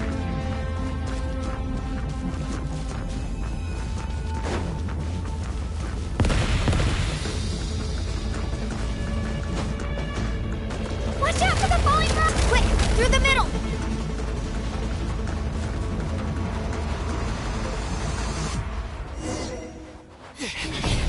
Come on, faster! We'll never make it!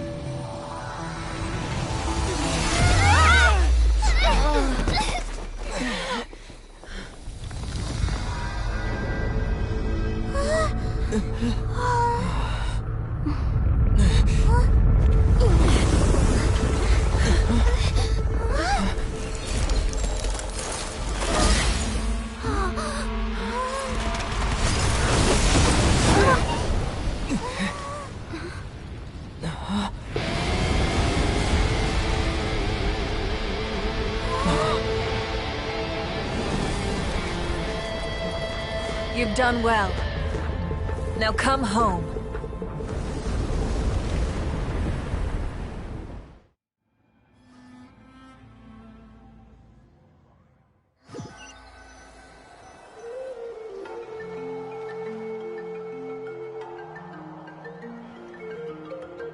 We're back! The Pyro Archon saved us. But she's not here. Yeah, didn't she say she used it all up? She's still in the Speaker's Chamber. What we saw in the Night Kingdom was just her consciousness. So you're saying her consciousness did all that? Every great display of power comes at a price.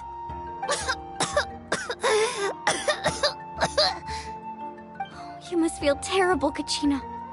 Just hold on. We'll get you to a doctor soon. Let's get back to the stadium.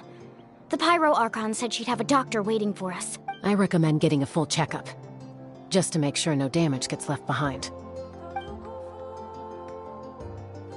Paimon feels okay. What about you, Traveler? Right. You always seem to do pretty well against the Abyss. Let's get going. We need to share what we learned in the Night Kingdom as well.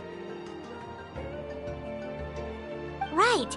The Y-Up mentioned something about the Pyro Archon's plan. What is it exactly? I'll let her explain everything. We're all a part of the plan now. Every move we make from here on out will decide Natlan's ultimate fate.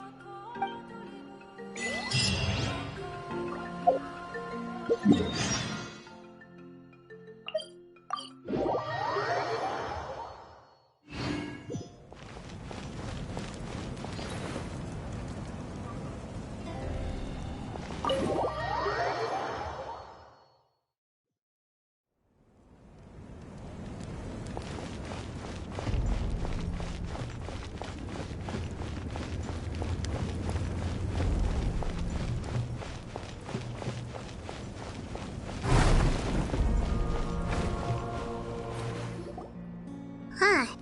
There's a lot less stuff here than before. It's good to see you all here in one piece. I know you must have a lot of questions, but let Koichi check you over first. It's best not to let any lingering effects of the Abyss go untreated. Thank goodness you made it back. I came here as soon as the Pyro Archon told me about your plan. Take a seat, everybody. I'll examine you one by one.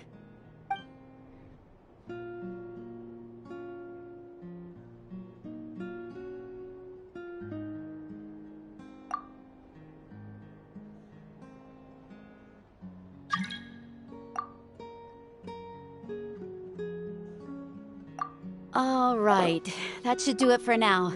But just to be safe, I'll perform another checkup in a couple of days. I have to say, though, I've never seen anyone react to the Abyss like you, Traveler.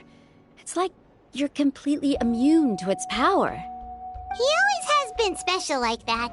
He can even purify its power. Wait, now that you mention it, Paimon doesn't think she's affected either. Given the current situation, that ability will likely play a great role in the events to come. Of course. I still have patients to see, so I'll head out. Thank you, Koichi. All right, all right. We might not see eye to eye, but we both had good intentions. Just give it time. I'm sure we'll figure things out between us one day. Yeah.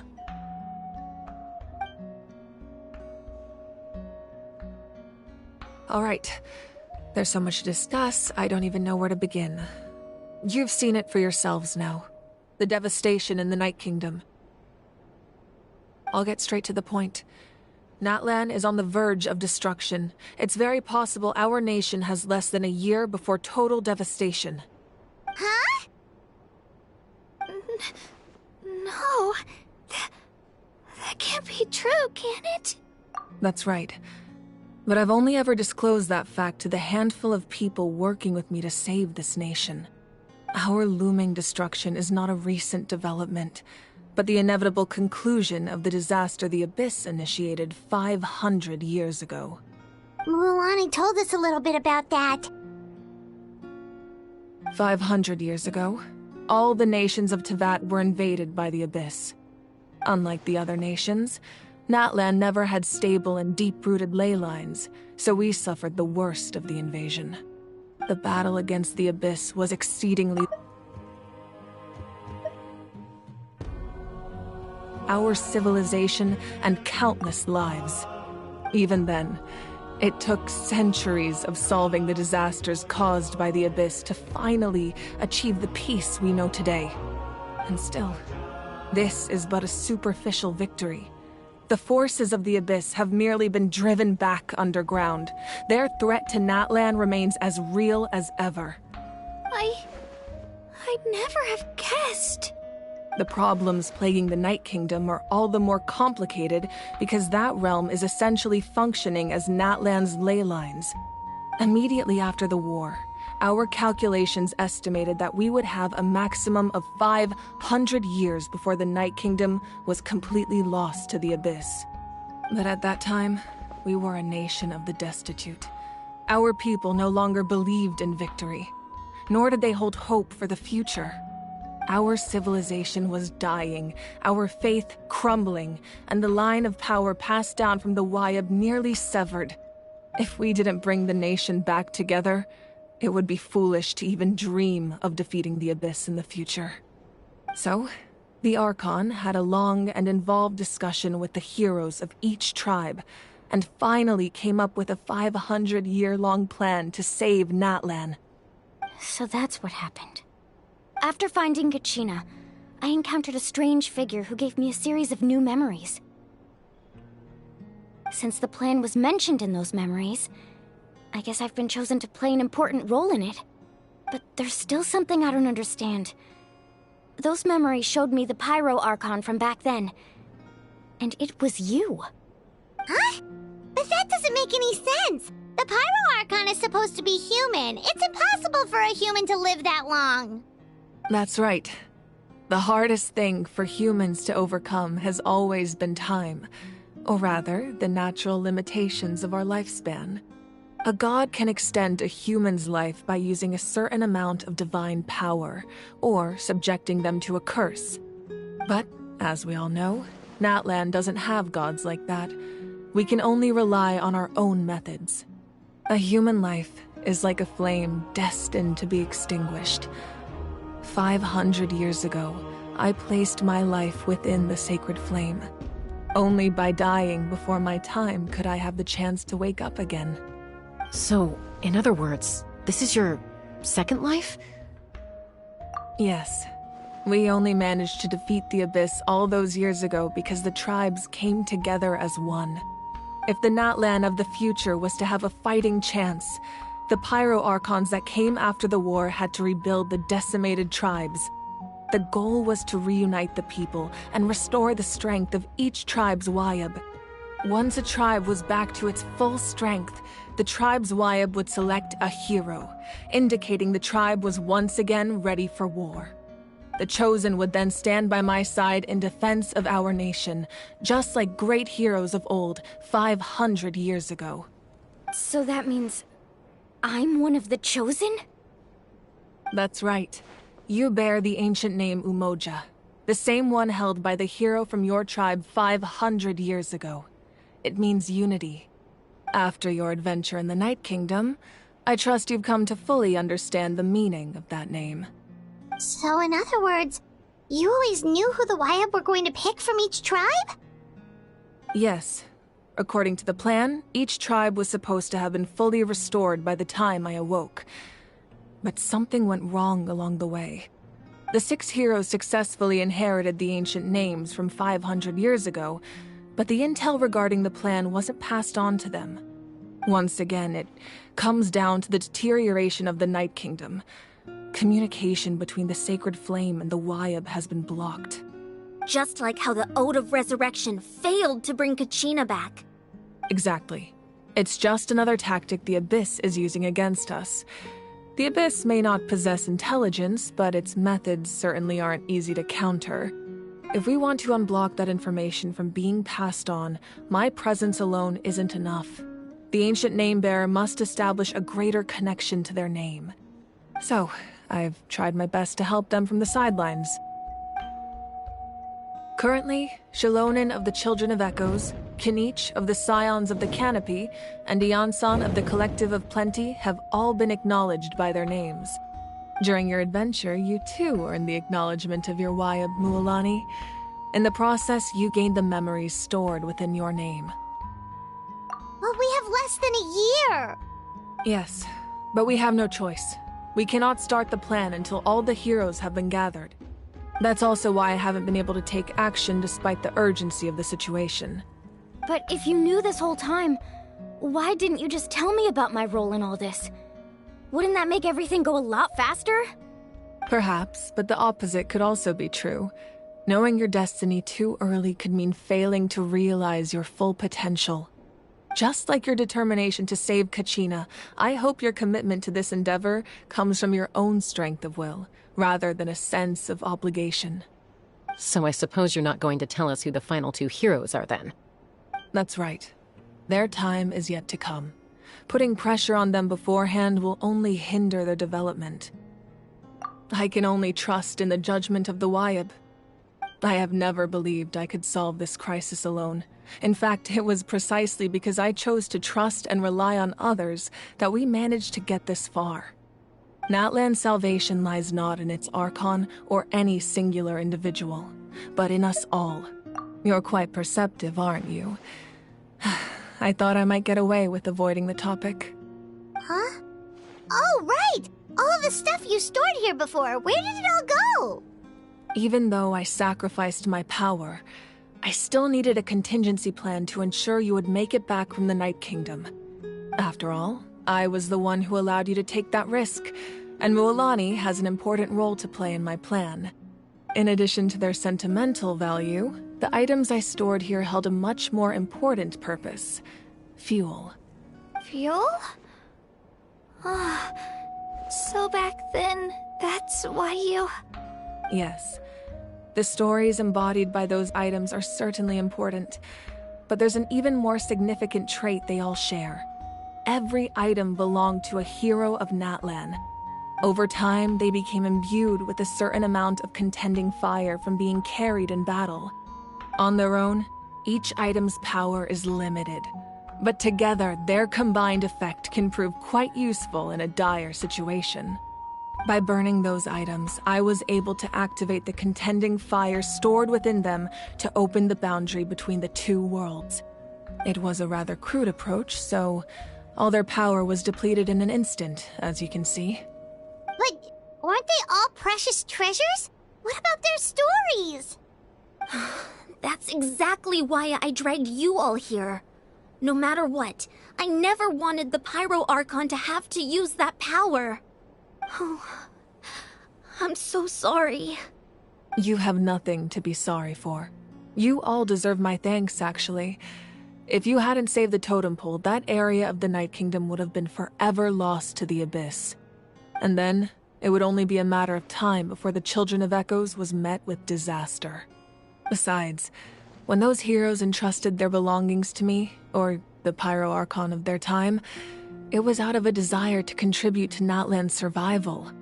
If they knew those items helped save the present-day heroes of Natlan, they would not mourn their loss. Even when you put it that way, I still feel bad. There's no need. Remember what I told you about time? The people and the events of the past are never truly lost to us. We simply carry them with us in a different form. In that sense, we didn't lose anything at all. If you still have regrets, let them fuel your resolve in the battles to come. Your deeds will become new legends and nurture new forms of power just like the items once stored here. Well, we'd still like to return the favor. Well, if that's the case, just treat me to a drink sometime. Now that Kachina has returned, we can finally hold the victory feast and celebrate your team's triumph in the Night Warden Wars. And we could all use the rest, that's for sure. Plus, you'll be able to silence everyone who doubted you once and for all, Kachina. Still, now that I know the danger we're facing, having a victory feast doesn't feel right. Try not to let it get to you. It's important to stay calm. Worrying about it will only affect your judgment. All right. You should head out. I'll join you in a bit.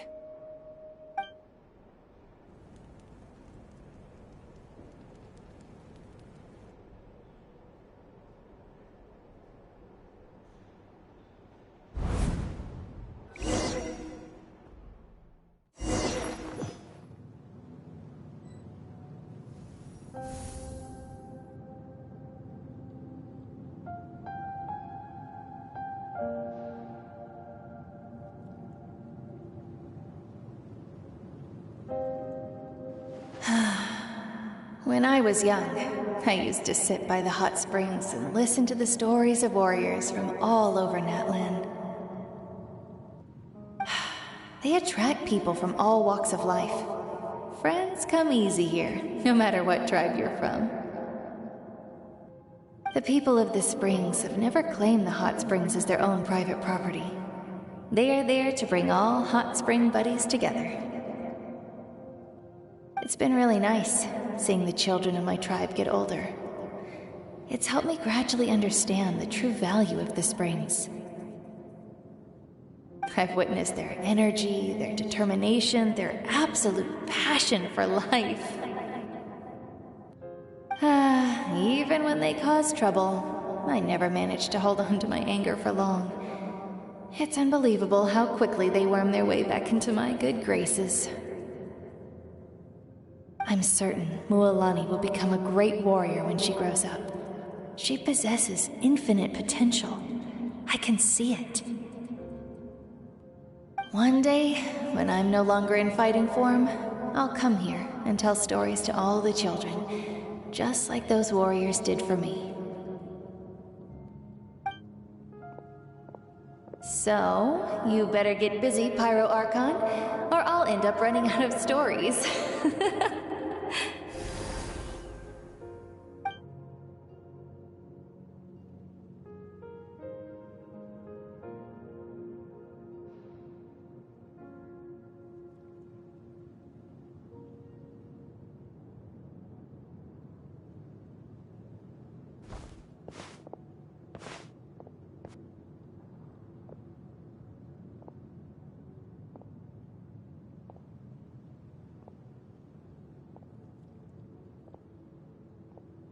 Our nation is engulfed in darkness. Our tribes stand divided, and yet you promise victory in the distant future. The Abyss is a cunning enemy, one that I faced in battle many times. Were that not the case, I would never understand exercising this degree of caution. My rage will never know absolution, and my power will no longer aid you in victory. But you came to me because you knew you could convince me with just a single sentence. I understand your choice. The heroes of today will forge the path ahead with blood and fire. Just remember to earn us the victory we are owed. Otherwise, rest assured, I'll find a way to collect the debt. For Natlan.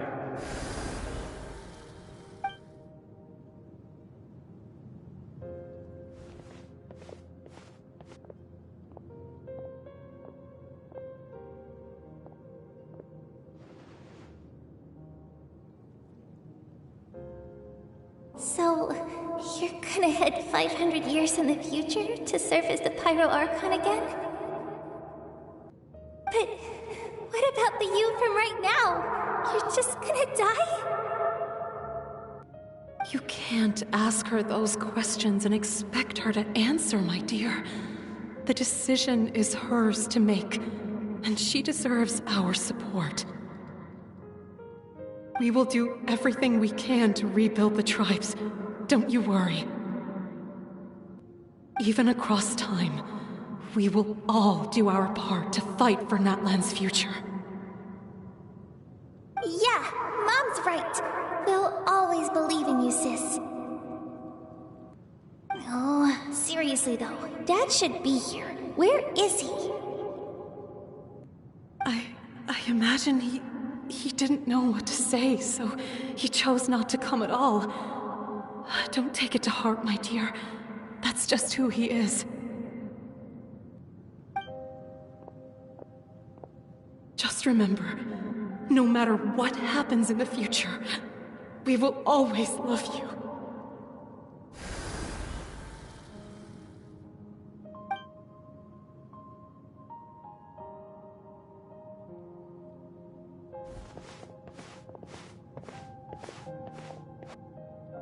I'll come find you one day. I know I can't live that long, but I'll think of something. There has to be a way for us to meet again one day. If there's an answer out there somewhere, I'm gonna find it. So, don't forget about me.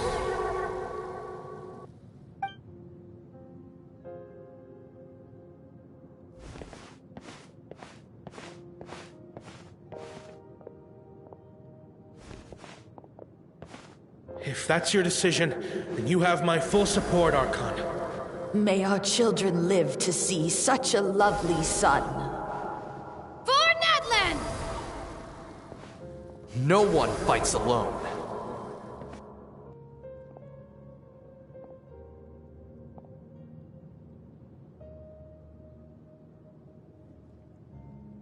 The rules are my legacy. They shall grant us the strength to overcome the next tragedy. War forged the 6 tribes, taught us how to fight, instilled in us what it means to love. Who will be the one to bring this to an end?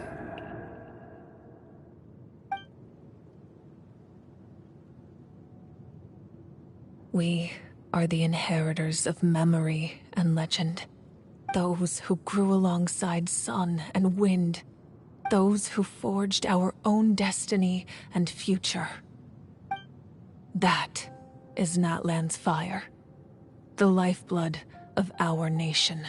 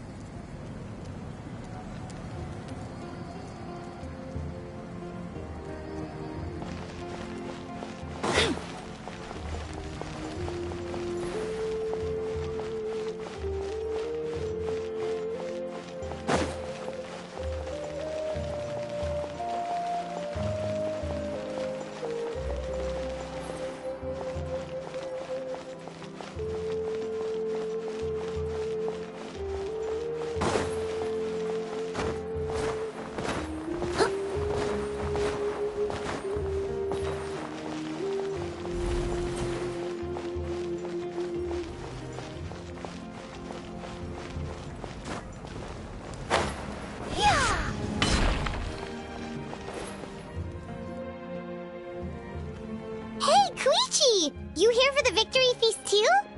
Oh, no. I knew Chaska would be here, so I just came to deliver some medicine. I was about to leave, actually. It's not that I don't want to celebrate Kachina and the others. I'm so glad she made it back. It's just... well, I'll make things awkward if I'm around my sister right now. Ah, well, you two had a fight, so Paimon can understand. She didn't cause any trouble during your trip, right? Yeah, she was super helpful. She gave us a lot of useful information about the Abyss. That's good. That's all I needed to know. Is there a reason you asked? You were pretty outspoken when we first met, but now it's like you're holding something back. Maybe it seemed unreasonable, picking that fight with her before you left, but I did it for a reason. Her impulse to fight is extremely strong. Her mental strength helps her rein it in, but she still loses control sometimes. I had no idea what you might face in the Night Kingdom, so I didn't want to take any chances. So what you're saying is... Okay, so maybe it sounds a little stupid, but it works pretty well. It helps her keep her cool for a little while, at least. Anyway, I'm just glad you were able to make it back safe and sound. That's all I wanted. What? Do you really have to go that far? Can't you just talk it out? No way. Chaska never opens up about her own pain, especially to her family. She can't learn about this, or it'll be even harder to help her. I appreciate the understanding, and don't worry. I'll find a way to help her ease this burden. Anyway, I need to get going. Enjoy the celebration. Oh, and if you ever need a doctor, you know who to find. Huh. Who would have thought there was a deeper reason behind their arguing? In the end, it's all the Abyss's fault. Paimon's had enough of them.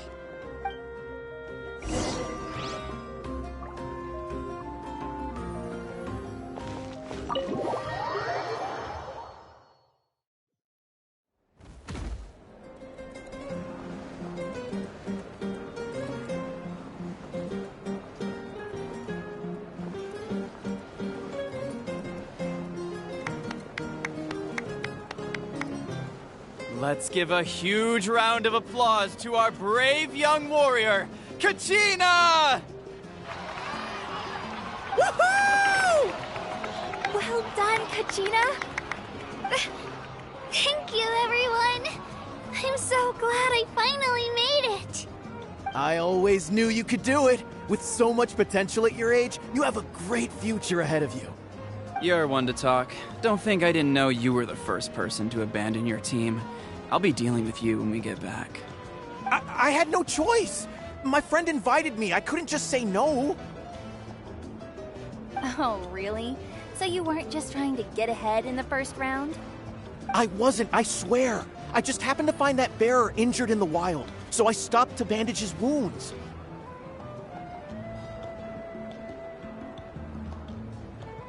When he insisted on repaying the favor, what was I supposed to do? I'm just one person. I figured Kachina would have no trouble replacing me. But the fact of the matter is that after your departure, everyone else started thinking about swapping teams too. I'm really sorry, Kachina. It was wrong of us to abandon you like that. It's amazing that you still made it all the way through to the Night Warden Wars. That's the highest honor. So, what about you guys? Did you make it far? Our team captain drank too much the night before the competition and turned up late to the stadium on the day. We got disqualified.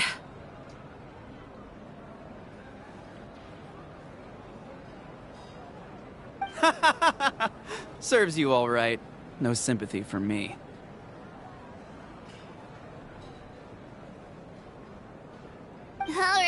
Alright. There's no need to be like that, Uncle Pakal.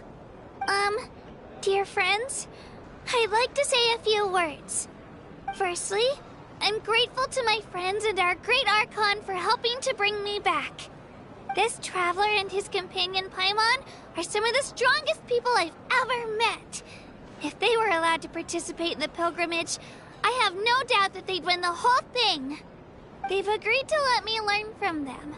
With their help, I believe I can become even stronger still. And let's not forget my good friends, Moalani, Chaska, Kanich, and Ayan-san. They all helped the Traveler and Paimon figure out a way to bring me back from the Night Kingdom.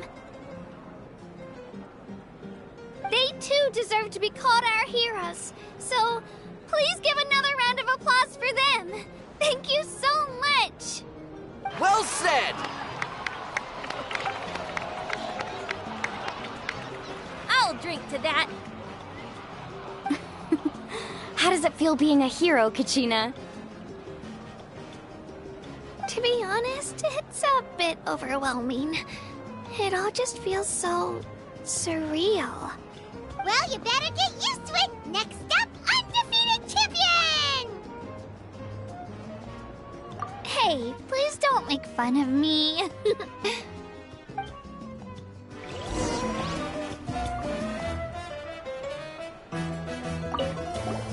My apologies.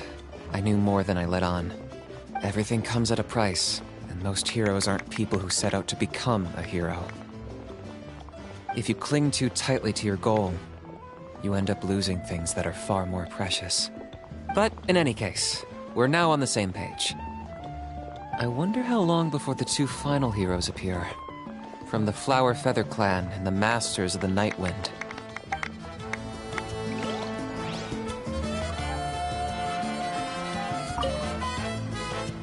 At previous victory feasts, you'd always find me in the crowd singing and dancing. But after what I found out today, it's too much. I'm still trying to process it.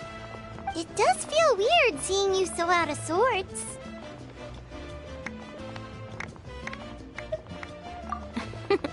Is this another pearl of wisdom based on your adventuring experience? Well, Paimon agrees with the Traveler.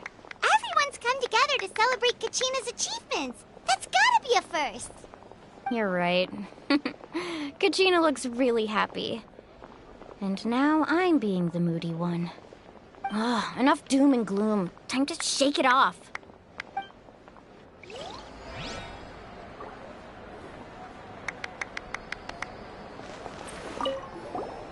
I've been through so much all at once. Everything still kind of feels like a dream. Are you still feeling unwell? Nope, all better now. I told you I bounced back pretty quick, so don't worry about me. I bet you guys must be tired, though. Make sure you get some good rest tonight. You gotta recharge so you'll be in the mood to have fun.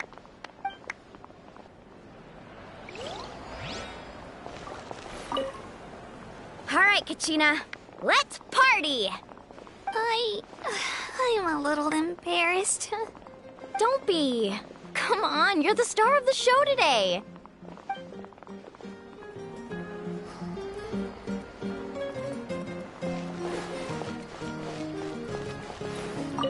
It cost us a lot, but we got Kachina back safely, and that's what matters.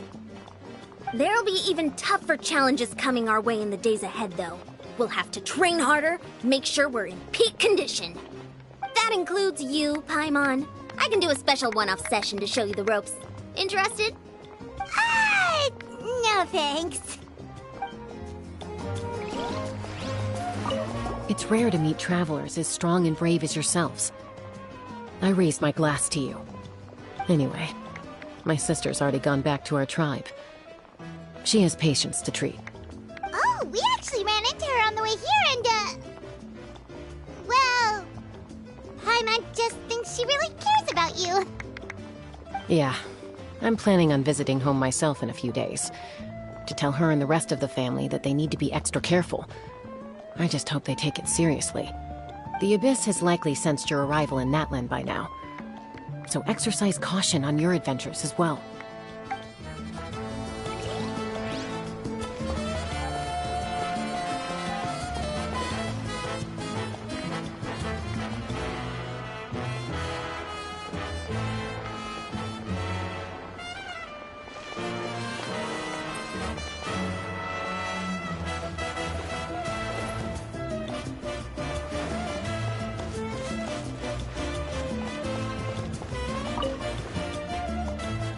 You're here. Have some fruit juice. I got it specially for you two. How did you know? That's Paimon's favorite! You look like you've still got questions. Ask away.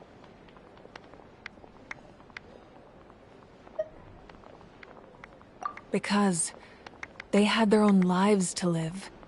The thought of telling them, abandon your families and everyone you love, and come with me to the end of time, for in 500 years Natlan will be destroyed, it seemed too cruel. You could just as easily point out that everything in this world would come to an end eventually. But life is short, and beyond a point, it just doesn't seem real. Imagine if I said, let's leave right now, and go save the sun because it'll flame out in a few million years. It would sound quite ridiculous. I couldn't make them shoulder that burden with me. Besides, every generation will have its heroes, this one included. The plan could still work without them. Or, of course, without me. But since I was the one who came up with the plan, I felt duty-bound to see it through to the end. Paimon's suddenly remembering that portrait in your room. Was that your family from back then? Yes, it was. So when you asked me who my sister grew up to be, the truth is that very little information survives. From what I've been able to piece together, I can conclude with a reasonable degree of confidence that she ended up as an architect and artist. She played an instrumental role in rebuilding the scions of the Canopy tribe, designing and building many houses.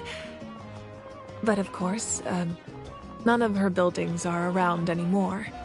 Still, it was an impressive achievement, and I'm very proud of her. You feel loss keenly. It seems to stir up feelings of regret in you. But this is something I have long since come to terms with. This is a war, and there can be no war without loss. I am already far more fortunate than those who lost their lives to the Abyss. The people of Natlan look to me as their Archon, and the weight of their expectations is mine to bear. I must see our fate through to the very end, no matter what I may find there. Yeah, doesn't that mean the way everything ends has already been written, including your plan? I suppose, but so what? Don't forget, time takes many forms. The past, present, and future coexist, and all are equally important. Even if the future ends in destruction, there's still no reason to give up on the here and now. And it's precisely because we humans cannot know our fate that we will never give up on our struggle. This is a pivotal moment. We are still 2 heroes short. Well, 3 to be precise. There's one further hero who I'm hoping to get on my side, whatever it takes. Your resistance to the corrupting power of the Abyss is truly remarkable. It would easily make you an all-important figure in the upcoming battle. If you agree to join us, you will not only gain my full support in your journey, but I will also forge a brand new ancient name for you. Ancient names can be forged? They can. Several strict conditions must be met, but if they couldn't be forged at all, then the number of them in circulation would have long dwindled to 0. Possessing an ancient name would mean that your adventures in Natlan are recorded in full. Your stories would be remembered by our people for all the years to come. The Ode of Resurrection may have temporarily lost its power, but still, take this as my personal guarantee that I shall never let you fall. Just like in the Night Kingdom, I will be there for you. That is a promise I will fulfill at all costs. This nation always honors its heroes. Yeah, we can't just ignore the situation here. Wonderful. Then I'll reach out to Shilonen right away. She's the one who will forge the name. We've never forged an ancient name for an Outlander before, but I trust she'll find a way.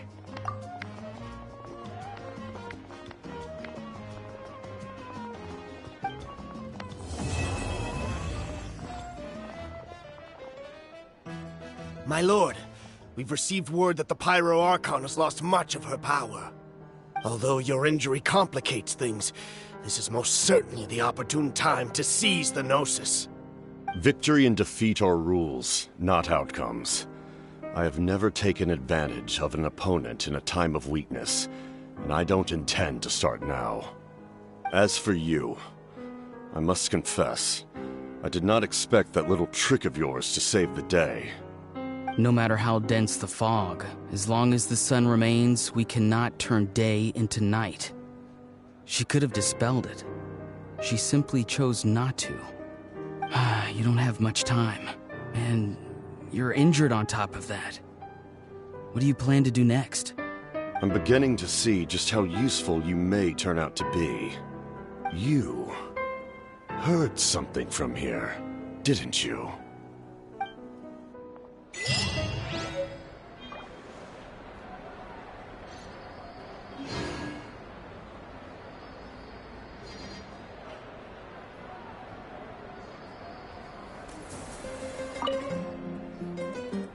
Oh, something else you'd like to ask? Well, our intel suggests he hasn't made any new movements yet. Although Kenichi's investigation helped us confirm that he's being aided by someone from the Masters of the Nightwind. I'm getting closer to narrowing down who that may be, but it's still unclear whether this person aided the captain out of willingness or coercion. If you learn anything about this during your adventures, please let me know.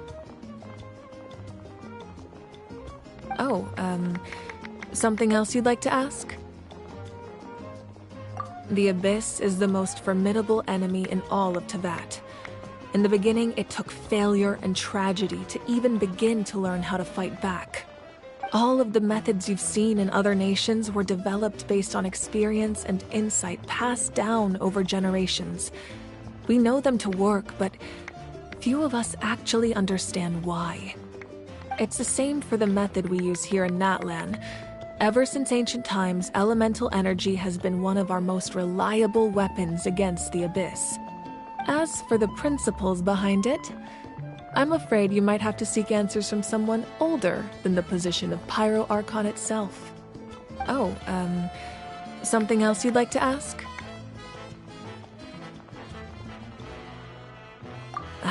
That also comes down to the long-standing effects of the Abyss. Our people's survival is inextricably tied to the Wyab, but their power has its limits. They cannot offer our people the same degree of protection outside our borders. In fact, people who do decide to leave often suffer from memory loss and emotional issues. Everyone in Natlan understands this. That's why our people never leave without a good cause. Even if someone is left with no choice, the chief of their tribe must seek approval with the Wyab to grant them leave. And the Wyab have always been very strict about granting that approval, since extending protection beyond our borders means consuming power reserved for our fight against the Abyss. Still, there's no need to worry. The Wyab extend their protection to all within Natlan, including visitors from afar. Oh, something else you'd like to ask?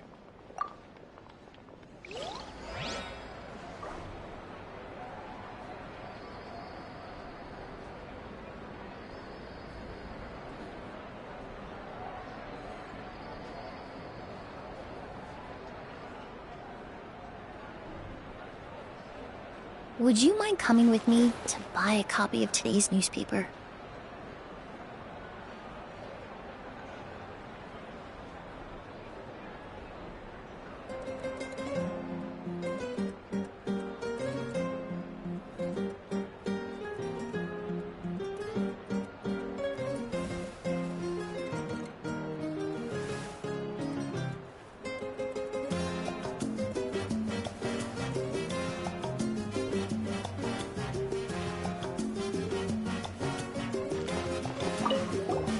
My apologies.